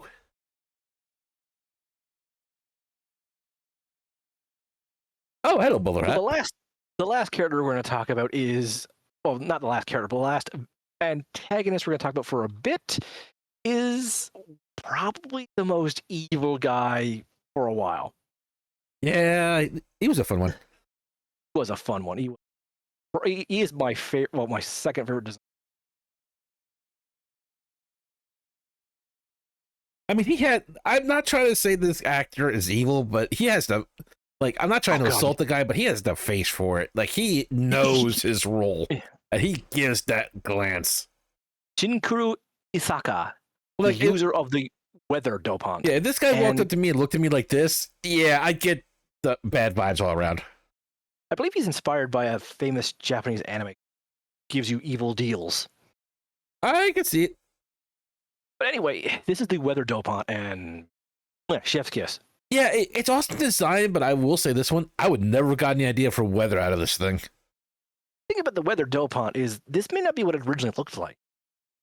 You see, the thing he discovered is if you give someone a guy member they're very compatible to, and then overload them and kill them, the next time you take the Gaia memory and use it on someone, all those powers could be entered into someone. Because the weather dopant is concept of the weather, already got several powers all at once, meaning it's compatible with more. Such you can already use ice, water, and sunlight powers. But what if you added more heat to that sun? Added more ice to that snow? What if you added wings to the storms? He has been experimenting on the average person, finding a Gaia memory they're very compatible with, bringing them to the brink of near death, killing them, staking their powers, and adding them to his own. Essentially, this weather dopant is at least 12 other dopants mixed into one. Yeah, fair enough. The weather being his base form. Like, I don't know if this was always what weather looked like or various different forms, but he is overpowered. Yeah. He still can't touch Terror dopant because I don't think he's 100% immune. His intentions are to become the single most powerful dopant by absorbing many rare and strong powers to sit on top of Museum as the new head. At that point, he does start dating the much younger Sayako. She's an adult. He's an adult. They can get away with it. Still creepy. But I mean, go back to his face. He just has a great resting creepy face. Yeah, like I said, if something like this walked up to me and gave me that look at anywhere, I'd have the heebie-jeebies. So he's not a dealer, but he does have a large collection of Gaia memories. He does give to a bunch of people and start tormenting them. He ends up making a woman invisible because she was compatible with the invisible dopant. She wanted to be a magician, so she wanted to disappear, but she can't stop disappearing. She can become invisible, and he wanted that power to, on top of being super strong with all these elemental powers, to be able to turn perfectly invisible whenever he wanted to. Yeah, I can see that being a problem. He's not just grabbing powers like grabbing powers. He's grabbing powers that he realized could make him more dangerous. He is also responsible for killing Ryu's family. This is why Ryu is so counter-Axel is such a grumpy guy. He is out for revenge against weather. He doesn't know it's weather at first. He just knows the guy froze his family and shattered them like glass. And then another dopant with ice powers does almost the exact same thing, and that's what brings Ryu to join the group. Because he's like, hey, that guy, that's how my family died. That must be the same guy who killed my family. Nope, it's just a kid. But Ryu was going to kill them anyway, so Double had to stop him. Like, Double wants them arrested. Like, he broke the law, he did and destroyed people's property, and I didn't kill people, it almost killed people. Yeah, but it's... Yeah, what we didn't mention is when the Kamen Rider does their finisher, it destroys the dopant's Gaia memory and forces them human and knocks them out. Ryu was willing to do more than just knock them out. Especially at the start. Now, that being said, though, because this guy had ate so many Gaia memories in a sense, when he gets overloaded and defeated, all the live memories in him start eating him alive, and he does die. And I'm not shedding tears over that. Yeah, no, this is one of those people where like, no, it's a good thing you're dead. Yeah, otherwise there was a chair with your name on it. yeah. The Japanese still have death penalty. I'm just saying, like, it's people like this and the Joker that would definitely vote in the death penalty. Yeah, no one's gonna miss him. But again, Weather is such a Weather does bring the show very darkly. There's a lot of jokey joke episodes, but Weather himself literally has killed people to experiment on them. Yeah, keep that in mind. Yeah, they don't hide. Like, they literally show you families shattering like glass. You don't get to see any gruesome. You just get to see their icy bodies break apart, which is like putting that puzzle back together. Especially before it melts. Oh boy, if they didn't die from the initial shock of being frozen. Because what TV doesn't tell you is that if that happened to you, you'd probably be dead. Yeah, let's move on. This is Shroud. She is the one giving the Gaia memories to our heroes, including Ryu. Yeah. She is an old friend of Kamen Rider Skull. Tokichi and her are childhood friends. She's also the mother of the Sonozaki kid. Yep. An explosion happened that left her terribly scarred, and she lost her son, youngest of the family. So she is now living for revenge. She herself could also be described as an Onryo, because she just shows up mysteriously. There's a ring of fire when she leaves. She just gives out powers to anyone she thinks can kill her husband, including Leather. She's very goal-oriented. She noticed that Asaka had revenge territories to her husband. She thought by giving him the weather dopant, he would immediately go after them and kill her husband. No, he went mad with power and a bunch of people. He gives someone power. They go mad with power. Have you tried to go mad without power? It's boring. I mean, it really is. Anyway, afterwards, she then teams up with a childhood friend, gives him counter skull powers. He's not interested in revenge. He's interested in stopping crime. So her next person she gives power to is Yu. After her mistake of making weather kills a bunch of people, she doesn't mention to Ryu at any point that, hey, I'm responsible for this. No, she just mentions, hey, Dopant did this. Fester in hate and get your revenge. Become Kamen Rider Axel. Yeah, she is not very encourageable in some situations. She's messed up in the head. I mean, she pretty much almost beats Ryu to or what was his name? Axel. Yeah, beats up Ryu for Axel. Yeah. She gives him the power to kill weather. Like, okay, good, you made up for that mistake. Yeah, I'm talking about when she gave him the booster thing, and he was trying to. Oh, yeah, the trial. She gives him trial, which gives him super speed, which is the only way he can get past all the barriers weather has, because you can just keep throwing out elements, so you can't get close to him. Yeah, and that almost practically drove Axel to death on that, trying to be fast enough. And the thing is, as long as she gets the results she wants, she doesn't care.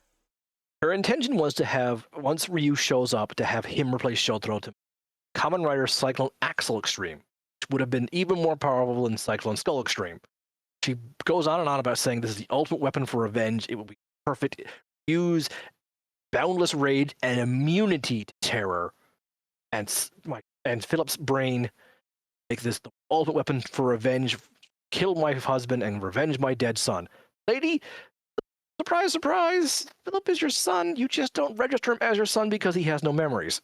Yeah, fun fact. The missing son from the evil corporation? Yeah, it's Philip. She understands enough to get him out of the Sonozaki control, because for a while they were using him as a battery to buy memories. Skull rescues him. Skull dies rescuing him. They set up in Koichi's base. And that's the show. Philip wants to know who he is. That's one of the mysteries. And he has an odd connection with Shroud, who, yeah, she ain't winning Mother of the Year. Now, yeah, especially not at this point. Before the great explosion that gave Philip his weird powers and gave them access to the Gaia memories, they were actually a loving family of archaeologists. Yeah. But being exposed to that much Gaia energy made Daddy go nuts, burnt Mom.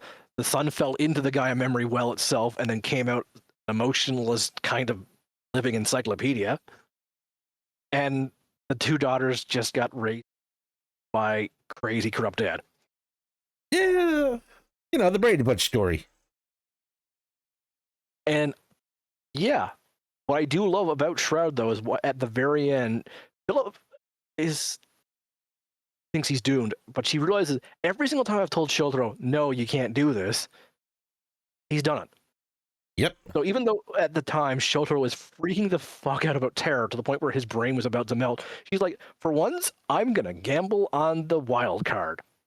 And it pays off. She does just disappear. I think by the end, if she was a ghost, her spirit is probably put to rest. Yeah, but probably that, or she just, like, I've done enough here. Let everything be happy.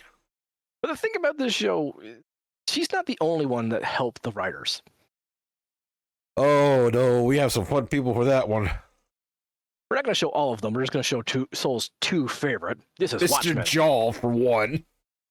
He is a blogger and a paparazzi.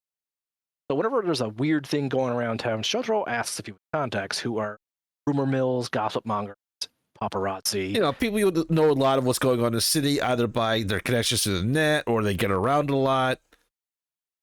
So Watchmen's generally who he goes to for urban legends. Yeah. And the guy And does know his stuff. He has helped out a lot of times by going through a lot of urban legends that somehow one way or the other tied to the case.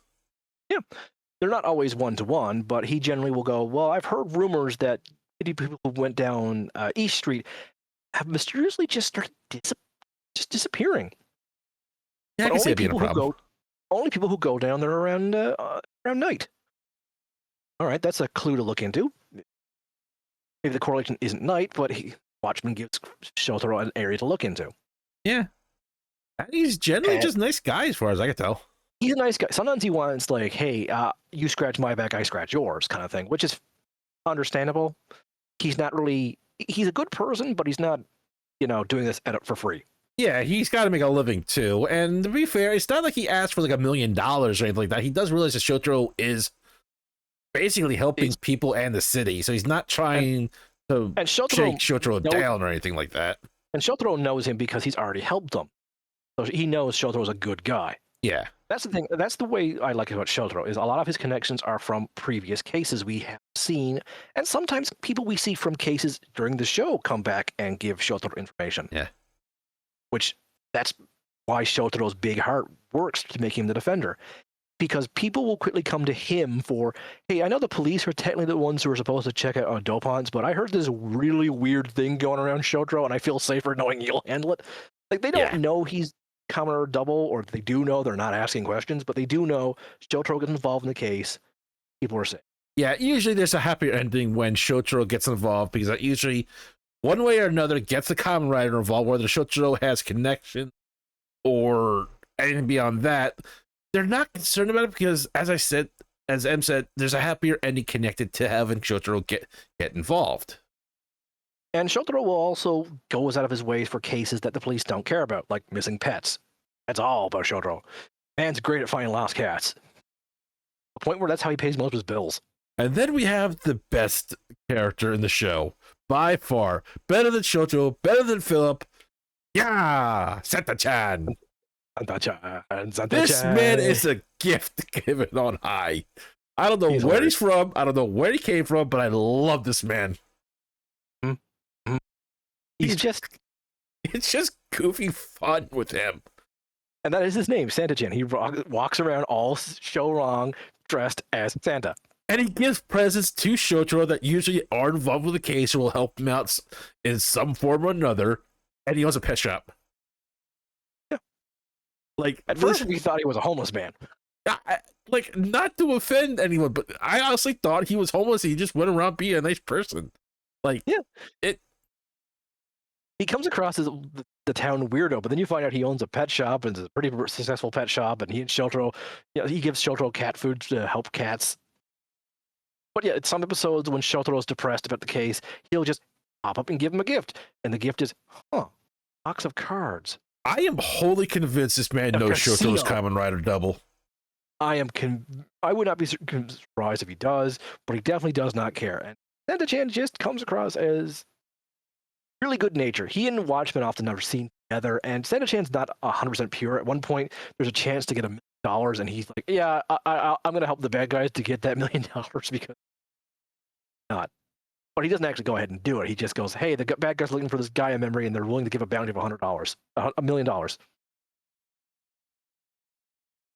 Yeah, I think I've done enough good for the city. I can earn $1 million. Pretty much, yeah.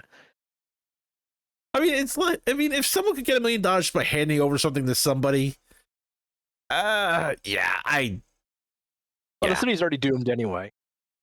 Oh, right. There is one other joke I fucking love about Santa-chan. Oh? There's only one day of the year he doesn't dress as Santa-chan. Christmas? Yep, he dresses as a reindeer that day. Well, at least he knows his place. Yes. Not going to take glory from the actual Santa Claus. But like I said, he just pops up. He's a joy to watch. He just makes me laugh. And he's so involved when he's appearing that, like I said, I would not be surprised if this was some sort of born in the know person with some other organization background, not like Evil Shocker, but like the White Lotus from Avatar. Like I know what he was. In his youth, he was part of the original Kamen Rider Junior squad that followed around Ichigo and helped him solve crimes.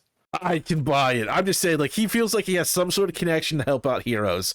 That's all I'm saying. Because it's like every Rider show at least has someone that is like outside the group that helps lends aid. And it feels like it should be like a connection group for that. Like like I said, the White Lotus from Avatar. It's just a nice little nod to help of people helping out the heroes get information or something that would otherwise elude them. Either he is a contact Shotaro Ghost for, hey, have you heard anything strange while you've been helping people, or he shows up to Shotaro to help him out. And I just like that. Yeah. And like I said, I want to know how he and Shotaro became so close, because I could see another series of Kamen Rider Skull taking Shotaro around and solving some cases and meeting these people. That would be a great spin-off. Yep. Also, they were Kamen Rider Double for a while before Akiko shows up, because the show starts with them already being double for a while. We see the flashback of Skull dying, then cut to Akiko showing up a year or so later after Double's been established. I think that's the other thing that really confused me about Akiko, though. Like, okay, so where were you this entire time? You find out from the Skull movie where she's been for a while.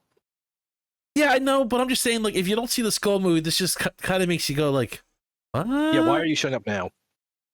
I mean, like, there's no mention. Shotaro Film didn't say anything, and she just shows up. Yep. Kind of weird on that one. You almost suspect that she was someone from museum or something like that trying to intervene. Yeah, but she just lives outside of Fuuto. Yeah. Anyway. I mean, that's a good idea. Keep your family safe and all, but... Yes. So, okay, on to my favorite evildoers. For the canonical movie, the actual bloody title of that movie. Kamen Rider A to Z. So something with A to Z, I remember that much. Kamen Rider Double Forever, A to Z, the Gaia Memories of Fate. Forever, that was the part I was forgetting, yeah. These are Never. They're another group by Foundation X. When Museum was trying to get funding from Foundation X, another scientific group was trying to make their own. Hey, fundraise us, clearly evil corporation Foundation X. We can make immortal zombies. Yeah, basically they're dead. The Never group are, 5 undead people. And not just normal undead people, they were actually a mercenary group. Pretty skilled ones, too, from what I can remember. And by undead, I mean you can't put them down. No. As long as they keep taking a special, pretty much Resident Evil goo, they keep getting back up. Yeah. They also have enhanced strength, enhanced durability. They don't need the goo to heal all their wounds. Like if you break their neck, they can snap their neck back into place. Yeah, basically the goo is it's more like a time seal on that. Mm-hmm. It can repair more major damage, but they do need to keep taking it overall or their bodies will start to decay. The downside is the reason why they weren't funded by Foundation X is there's a lot of side effects to the brain and memory. Yeah, basically from what I remember hearing is that they kind of lose empathy the longer they're standing. They lose empathy, they lose parts of their personality, they lose parts of their memory, like they start forgetting who they were before becoming part of Never. It was started by a scientist who wanted to save her dying son. Main character of Never, the one in the center. Yes. But after a while, he forgot that the head scientist was his mom and just started treating her as his mission, breaking her heart. But she didn't have the heart to put him down or stop giving him energy. Until literally he was going to destroy the entire world and force everyone to join him in being this sort of Never zombie, which is an unsustainable goal. Yeah, there was not enough goop for everybody. Also, if all of mankind is immortal, angry zombies, we're not going to progress anymore. Fun fact, they're also compatible with Gaia memories. So, the one in green is the scientist in charge. That's the mother. But yeah, each of these, the 5 colors we see here, not the white one in the center, are using doubles memories. Not actual doubles memories, but copies of them. We have Trigger, Cyclone, and Metal. Joker is not used for a good reason. But in the center, we have Kamen Rider Eternal. I am generally not a fan of Kamen Riders unless they're a big production, such as a movie. Yeah, And Kamen Rider Eternal is one of the best suits of Double. Yeah, I agree with you on that one. If you're going to have an evil Kamen Rider, save it for the movie. Yeah, either save it for the movie or only have one for the entire show and make him a big threat. Don't just keep throwing them at you and at the show. Unless there's a point behind it. Like, there are some shows I think can get away with it because that's the main point. Kamen Rider, Geats, and a few others are the particular point, but we'll get there when we get there. Yes. But what I liked about this was that the memories that have been well used by Kamen Rider Double, because essentially what happens is Kamen Rider Eternal activates a device that turns off all the Gen 1 Gaia memories. And his team are powered by the Gen 2 Gaia memories, which are stronger and less accessible to hacking. So, and each one of these had a high compatibility rate with the Gaia memory that they found. So while these memories were originally used by Kamen Rider Double, these are the people that would get better results out of them. Because honestly, if you watch the show and keep hearing about Gaia memory compatibility, you do wonder, oh God, what would the trigger dopant look like? What would the cyclone dopant look like? Well, you get to answer that question. And that's another thing you should do in movies, is answer fan questions that don't really matter. Yeah, like I could go on the entire thing without never seeing these, but just the fact that I see them and knowing that technically Shotaro Philip are not the best fits for these in a sense, kind of adds flair to it. And how do they look when they're without any safety devices? Because these guys just use them. Yeah, I don't think they're really concerned about the mental effects at this point. Exactly, they're already zombies, so they're even stronger than your average dopant, and it's also our dopant. It's also our Gaia members, the ones we've been rooting for. I mean, Luna is so powerful with illusions that he can make physical copies of the Masquerade dopant. He can send out mooks whenever the frick he wants. And Cyclone's able to pick up and move entire people and buildings with cyclones. He is just that's going to melt a lot of stuff. Yeah, he is one of the best fights in the series too. Yeah, actually, and again, like I said, I'm always up for a good staff fight. I'm not gonna lie. Yeah, I love Shotaro's fight with Metal. But anyway, these are that's what you do with it. You have fun with these movies. And I will say this one, as far as evil Kamen Riders go, Eternal is my favorite. Yeah, best of all, he doesn't exactly look 100% evil. They film him to make him look. Another fun fact. This is not the first time we saw the Kamen Rider Eternal form. It is canonically the first time we saw it, but, well, it's the first time the viewers get to see it. Canonically, there's a movie that takes place before this, which was aired after the show. Yeah, it's kind of weird like that. Yeah, there's a weaker form of this one called Red Flare, which we won't talk about that much. Yeah, it's basically just where there's blue, there's red. Yeah, but blue is a stronger form. Anyway, in fact, it's so much stronger.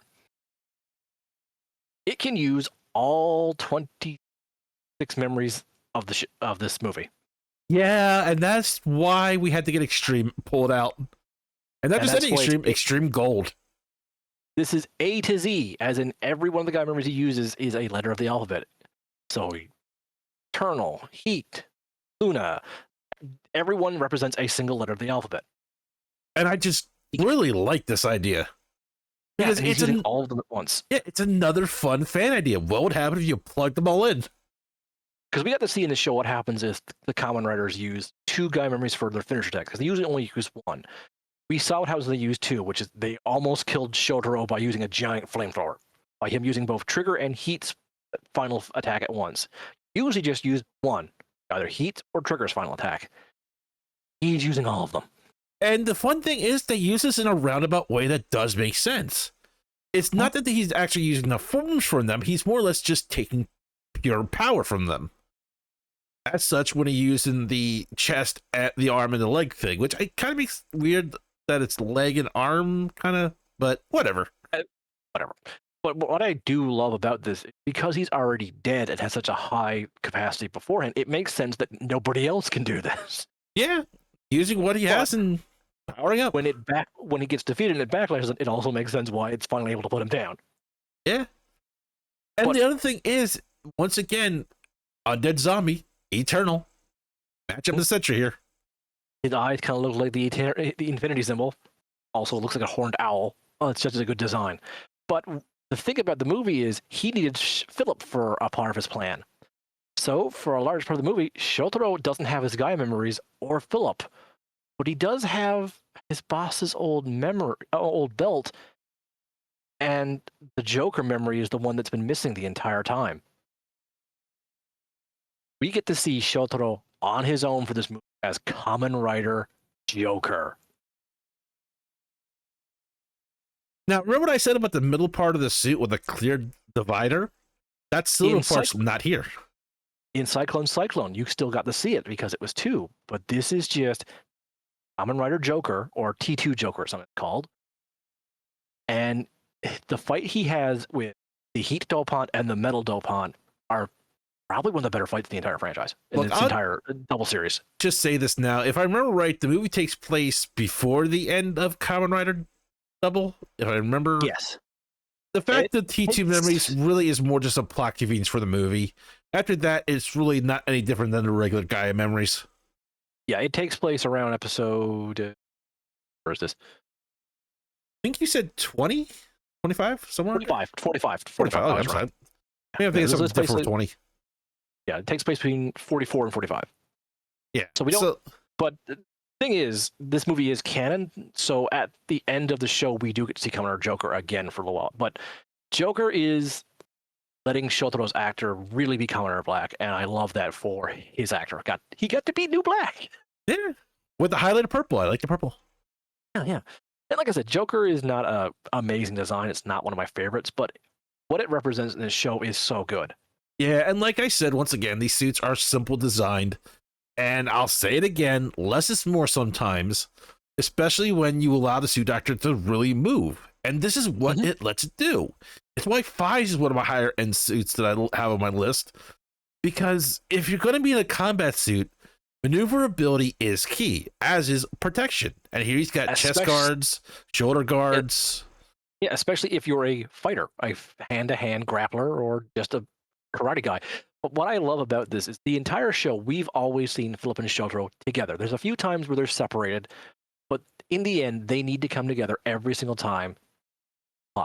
And this movie gives us Shotaro on his own. Yeah. Is he Kamen Rider? Or is it him and Philip? Can he save the day without Philip? Yes. He doesn't, but they do end the movie together, obviously. But for a while, Shoto's backed against the wall, no resources. He can't ask Ryu for help because Axel doesn't work either. Although Axel still wants to fight even without his powers. Yeah, you see him dragging that heavy-ass blade everywhere. But Axel is also a lot stronger than Philip, Shotaro. Shotaro is average guy. But he just has good luck. And with good luck and a lot of gumption, Joker gets to represent that.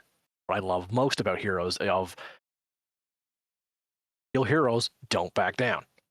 They're allowed to get knocked around. They're allowed to feel sorry for themselves. But when the chips are down, the wild card gets up. It also presents to the point, if you're not going to stand up for it, then who is? Because you're the person that had the choice. You're the person with the power. If you don't do it, well, either give it away or stop crying about it. And Shotaro gets up and fights. I mean, don't get me wrong. I'm not saying that he should, without the belt, go fight Eternal. Like, no, I'm not saying go on a suicide mission. Let's not go put words in the mouth here. I just love how he finds the Joker memory and goes, I always had the power. Because the funny, I will say this one, I love the funny joke at the start of the movie. There's a leaky hole in the roof of the building where the T2 Joker memory came through, but he doesn't see the damaged floor where the thing landed until he needs it. Because we find out the T2 memories, not only are they compatible, they want to go compatible with. They tracked out people with the highest compatibility with them, and Joker came to Shotaro. Yeah. How the hell he did not hear any of this going on or check the floor? Well, it's Shotaro. Akiho was screaming at him. Akiho was screaming at him. Oh, yeah, that's right. But still, it's just like, you didn't... Either Akiko was screaming at him or Philip was going on about some sort of long ramble about things that just... Shotaro was just so zonked out. Yeah, I'm just saying, like... it was just hilarious, though. It's like that's the usual Shotaro thing. It's like he didn't put anything together till near the end of the show. But speaking of the end of the show, after they defeat Foundation X, after they defeat Museum, Foundation X finally steps up, and we get to see probably the best Dopant in the series. This is Jun, the representative of Foundation X for Museum. Basically shows up the last 15, 20 episodes to basically go, you're wasting a lot of money, Museum. You're wasting a lot of money, Museum. You're wasting a lot of money, Museum. And the guys from Museum bend over backwards to listen to him. So so you know he's high ranked. You can tell he's evil. I mean, look at that hairstyle. Yeah, and his entire shtick is he has barely any emotions because he wants to date the head of the Sonozaki, the head daughter of the Sonozaki family, and he thinks she wants a stern, no-nonsense guy. The other thing is he's also a member of Nether. Yeah. The zombie.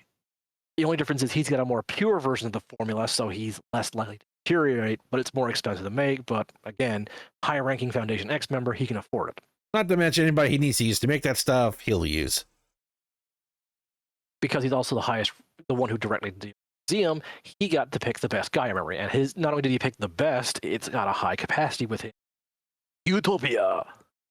Which, when you first hear that... There's another thing about Jun. He's also an experimental psychic. Yay! So he's got psychic powers, he's a zombie, and he's also a Dopant. Utopia goes around at the end of the show basically trying to torment Dopant by ripping the faces off all of his friends. Now, you don't get to see the blood. He just basically grabs you by the face and your face just turns blank, like you're the question from DC. But that's still terrifying for children. So yeah, and he can walk through Cyclone Joker Extreme's attacks. Axel does nothing to him as well. In fact, I think he even takes Axel's face. How do we fight this guy again? Yeah, the entire time, Shotaro and Philip are having a problem. Philip's become too powerful. He's deteriorating, turning to the Gaia memory. And Shotaro doesn't want to go full out in this fight, because if he does, Philip will pay. Billy left to Philip, so he has to go gentle.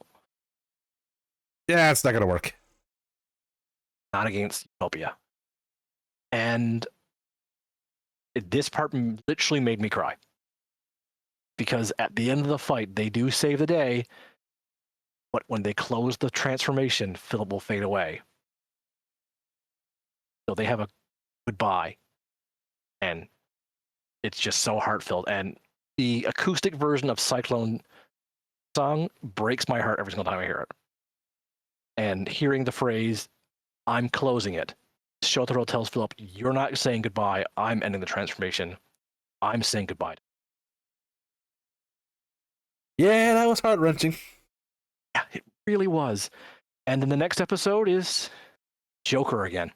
He picks up the the Lost Driver and becomes Joker again. And we get to see him a flash forward to a year of him solving crimes without Philip. And he's good at it. But when he's about to transform to fight a monster of the week, he says, "Let's do this, partner."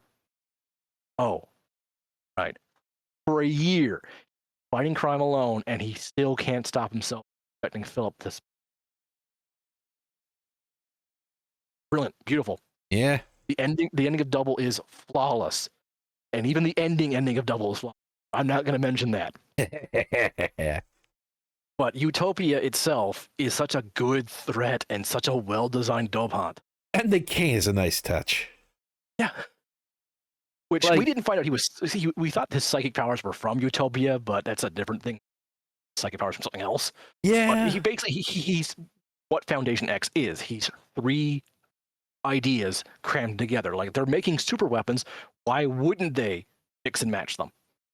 I mean, makes sense if it'll work. Why wouldn't you give your guy who's funding the psychic powers a taste of the psychic powers? He got injured. What if we make him a zombie? Yeah. Hey, wait, those other zombies were really good with Gaia memories. No way, you can't get a Gaia memory. I don't have any flesh to stick it into. You can stick it in your bone.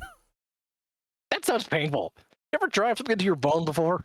No, I don't want to go that far through my skin. Well, that's my point. I mean, there's a reason why I have a tough hide. Yeah, I don't think a guy member would fit into your scales. Well, I got parts that are scaly. Aren't there scales underneath that? What have I got a Godzilla guy memory? I mean, there's already a skull one, so what would the skull Dolphant look like? Would it just be me? Am I the skull Dolphant? Have I been running around using drugs the entire time? Might explain your spite. I explain my spite. But yes. So, on a scale of 1 to 10, what is Kamen Rider W? I am going to give it a very solid 9. Yeah, 9. Definitely 9. I can't say it's perfect in every regard. There are moments that are like, it falls flat. Or it's just not, that part just wasn't for me, which it happens. There's not going to be 100% for me in a lot of shows. I mean, even the shows that I would want to rate 10, I at least find something to nitpick here and there. I mean, you've got to look at the things you love and admit, yeah, that was flawed. When you can look at a show you love and see the flaws, it makes what you love even better, in my opinion.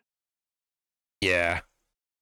But also, a bad idea is a bad idea. I will also say this, and this has come up with some of the continuation shows that are popping up recently. I really want to discuss at some point, can nostalgia kill a show? And there's a lot to discuss with that, which I think would make an interesting episode, but... I mean, we could actually talk about that down the road, because Kamen Rider Double got a sequel. A manga. Anime. Oh, yeah. Which was aimed at an old demographic. Is that a good idea? You know what? I really think we could just keep talking about Kamen Rider Double. You know, I think that's a good idea. So, let's just bring it up now. Highway to Henshin is going to be going over as many Kamen Rider shows as we can, which was the original idea, but we'll be going over the individual episodes. Correct. After our next episode will be us covering the first 2 episodes of Kamen Rider Double. But we won't be doing that. After that, 2 more episodes of Double. Then 2 more. And 2 more. We will basically be trying to do an entire recap and our thoughts on all of Kamen Rider Double. Now, this will open up to a couple of different things. Number 1, a more in-depth analyzation of characters, plot, and relevancy to other things. Indeed. It will also give us a chance to maybe even clarify some of our points. When I originally came up with the idea of triggering chaos, semi-perfect, and wasted potential, it was to point out in an overarch of what could be improved. The best example of that I find was our Mega Man episode. Great idea, great potential. Some of it really got wasted along the way. But with Kamen Rider, with each season of Kamen Rider being about 50 episodes long, with 2 to 3 movies, it just felt that we couldn't give it the proper attention it all deserves. No, and the thing is, because Kamen Rider has been going on for really 50 years, with 30 shows, 40 shows, at least. I don't remember off the top of my head. Not counting all the spin-offs, all the mangas, all the video games, movies. Oh god, the video games. It's hard to just say why one show works, because not every Kamen Rider is the same as the other. Again, it's also the small things in each episode that may work more for you than something else. And I feel like because this is something both me and both love, it's something that we can both delve deeper into. Now, we're not going to be able to translate everything or go so far into in-depth things that are 100%, but we will be looking at the show in more than just face value. We'll be looking into some things that maybe one or either myself or M knows a little bit more about. Yeah. I mean, I know a little bit more of the history of Kamen Rider than Soul does. I have been watching it more, and I do delve into some of the behind the scenes a lot more than he does. But I would never say I'm an expert on Kamen Rider. But what I really do want is I want people to go on this trip with us. I want people to stop and appreciate how much love and attention this franchise has. Because while every Kamen Rider show is different than the next, they love to reference the past. But I don't feel like it's always in the sense of, hey, look at this nostalgia. Remember this nostalgia was good. It's more on the lines of, this is how far we've come. Indeed, and and how far we're going to go. there's also the point of what something means to somebody else. Just because M sees one scene one way, I may see it a completely different way. It's also a matter of interpretation, which every person's going to interpret something differently from life experiences and there on and so forth. Something that really impacts Soul a lot might not have any impact on me. So understanding why this scene broke Soul's heart or made Soul mad or made me cry, it'll be nice to express to each other and to our viewers, who I hope will come along with us. Or and just like I said, listen to us ramble. It's also us not trying to cram 50 episodes worth of lore work, the hard work that people put into the show in like a 2-hour episode. It just will not do some things justice. No. I mean, we talked about the number of characters we talked about just scratches the surface. Yeah, we did not go into major characters. Like I said, we did not talk about the Nazca Dopant. He's pretty important. We barely touched the surface of Shroud. And let's not start with the one-off characters who come every week, who sometimes are recurring characters. Sometimes their story may be only for 2 episodes, but it might linger. Not only that, the full journey between Shotaro and Philip. Yeah, their budding friendship, their partnership, their whatever you want.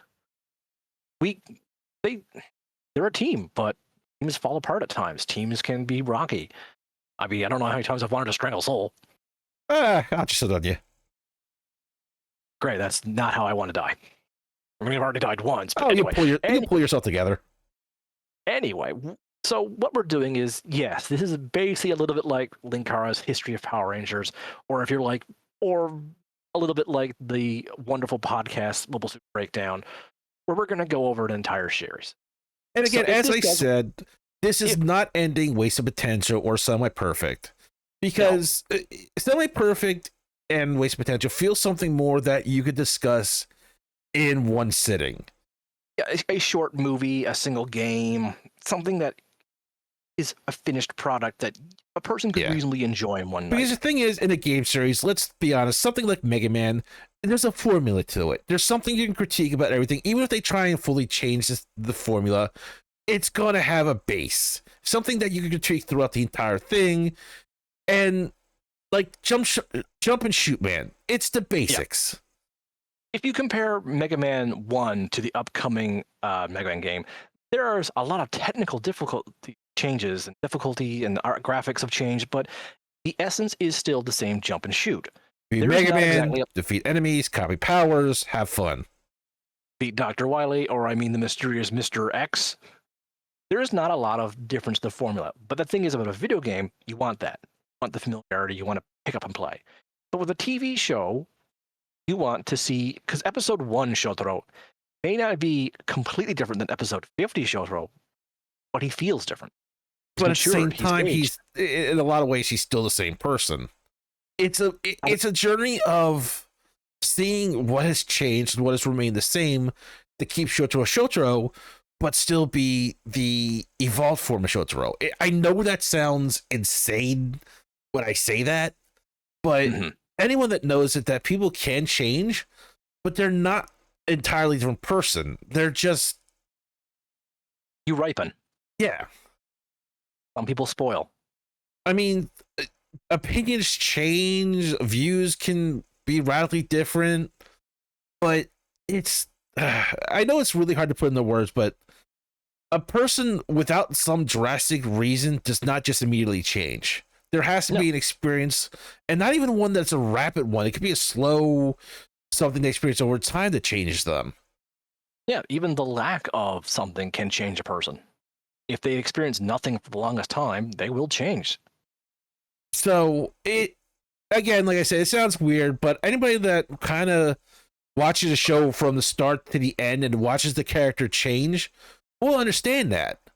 Especially anyone who's watched the show all the way through and then go back to episode 1. Yeah. Like, a good example of if you've watched the end of Supernatural and then go back to start the beginning of Supernatural, Sam and Dean are very different from how they end the show. But at the same time, they're still Sam and Dean. They're still those butting head brothers. Yeah. Dean is still basically a hard-ass guy that does the more direct approach. Sam wears his heart on his sleeve more. but Yeah. they both And changed to be better people. yeah, I mean, not every show will have your characters change to be better people, and that's kind of the point. But Yeah. what we want to really do is, well, take you on this ride with us to show people why. Because this episode felt like telling people why we like Kamen Rider Double so much. I want to show people why we like Double so much, why it's such an important show to us. And if this goes well, do O's next. And if Yeah. O's does well, we'll try and force ourselves through Forza and show people why that show doesn't work for us. Or you could pay us to do that. I'll take money. We'll see how that goes. But in the long run, I just really want just express how much we love Kamen Rider. And it's now feels like a great time because with the current Kamen Rider show airing worldwide simultaneously, people are finally being able to get into Kamen Rider. Yeah, it also just kind of feels weird because Sentai is being put on hiatus. Yeah. For various behind the scene reasons. Yeah. It breaks my heart. But you know what happened at one point? Kamen Rider took a almost 10-year break. Yeah, I came forgot back about that. Yeah, it ended with the last TV show was Black RX.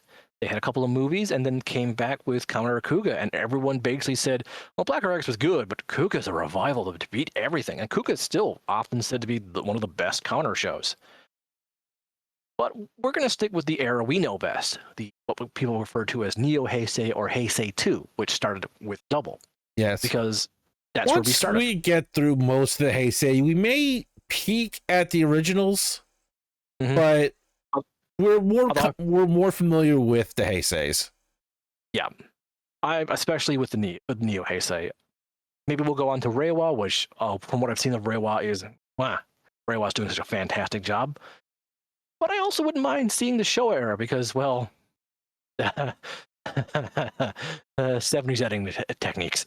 Yeah, but like I said, even like we talk about the show, things change. We're just trying new directions, and it just seems like a lot of fun to try. And like I said, every once in a while we may take a break and do a waste potential or semi-perfect if something strikes us. It's not going to be the end of the series because I think that's also a beloved thing for us, just to kind of either rant or just discuss things. We loved bashing our head against the wall to explain why Naruto did not work for us. Oh, let's not go there again. I don't think that I don't need to just cutting my internet again. And we do want to come back and finish off explaining why we so much because we still have not done the last filler arc and we have not touched the 1,000-Year Blood War. Oh, 1,000-Year Blood War! Yay! Oh God, yes. I can't wait for that the next arc of that to start up again. I just hate how I have to have Disney Plus for it. Ugh. Yeah, but it either or. I would like to just first of all say thank you for waiting for us. I know it was a bit of a wait. We were waiting for the technical issues to clean up, the avatars to be finished. But it feels great having the ability to get this up and running. The recording went nicely. Just like I said, this is all still some work in progress. We're still fiddling with things here and there. Like I said, if anyone has any advice to make this easier, smoother, or just overall advice for using OBS, I'm more than willing to listen. Yeah. Now, overall, if we will try to do the entire Kamen Rider Double show, we make no guarantees because everything we do is always very experimental.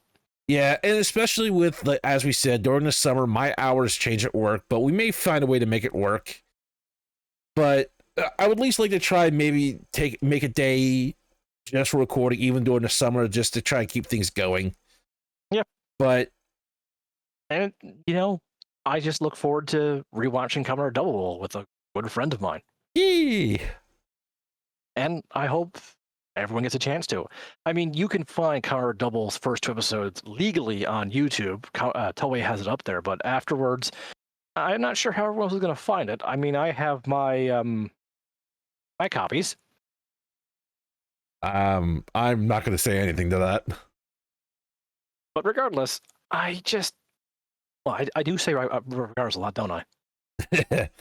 But I'll say this. Thanks for watching. Thanks for joining us. And if you have any fond memories of any Kamen Rider show, even if it's not one we're discussing at the moment, feel free to leave a comment below. I just have 2 things to say before we end. Oh? Omae tsumiyo, kazeyo. And finally, Soul, I'm closing it. Closing it too, buddy. See you next time.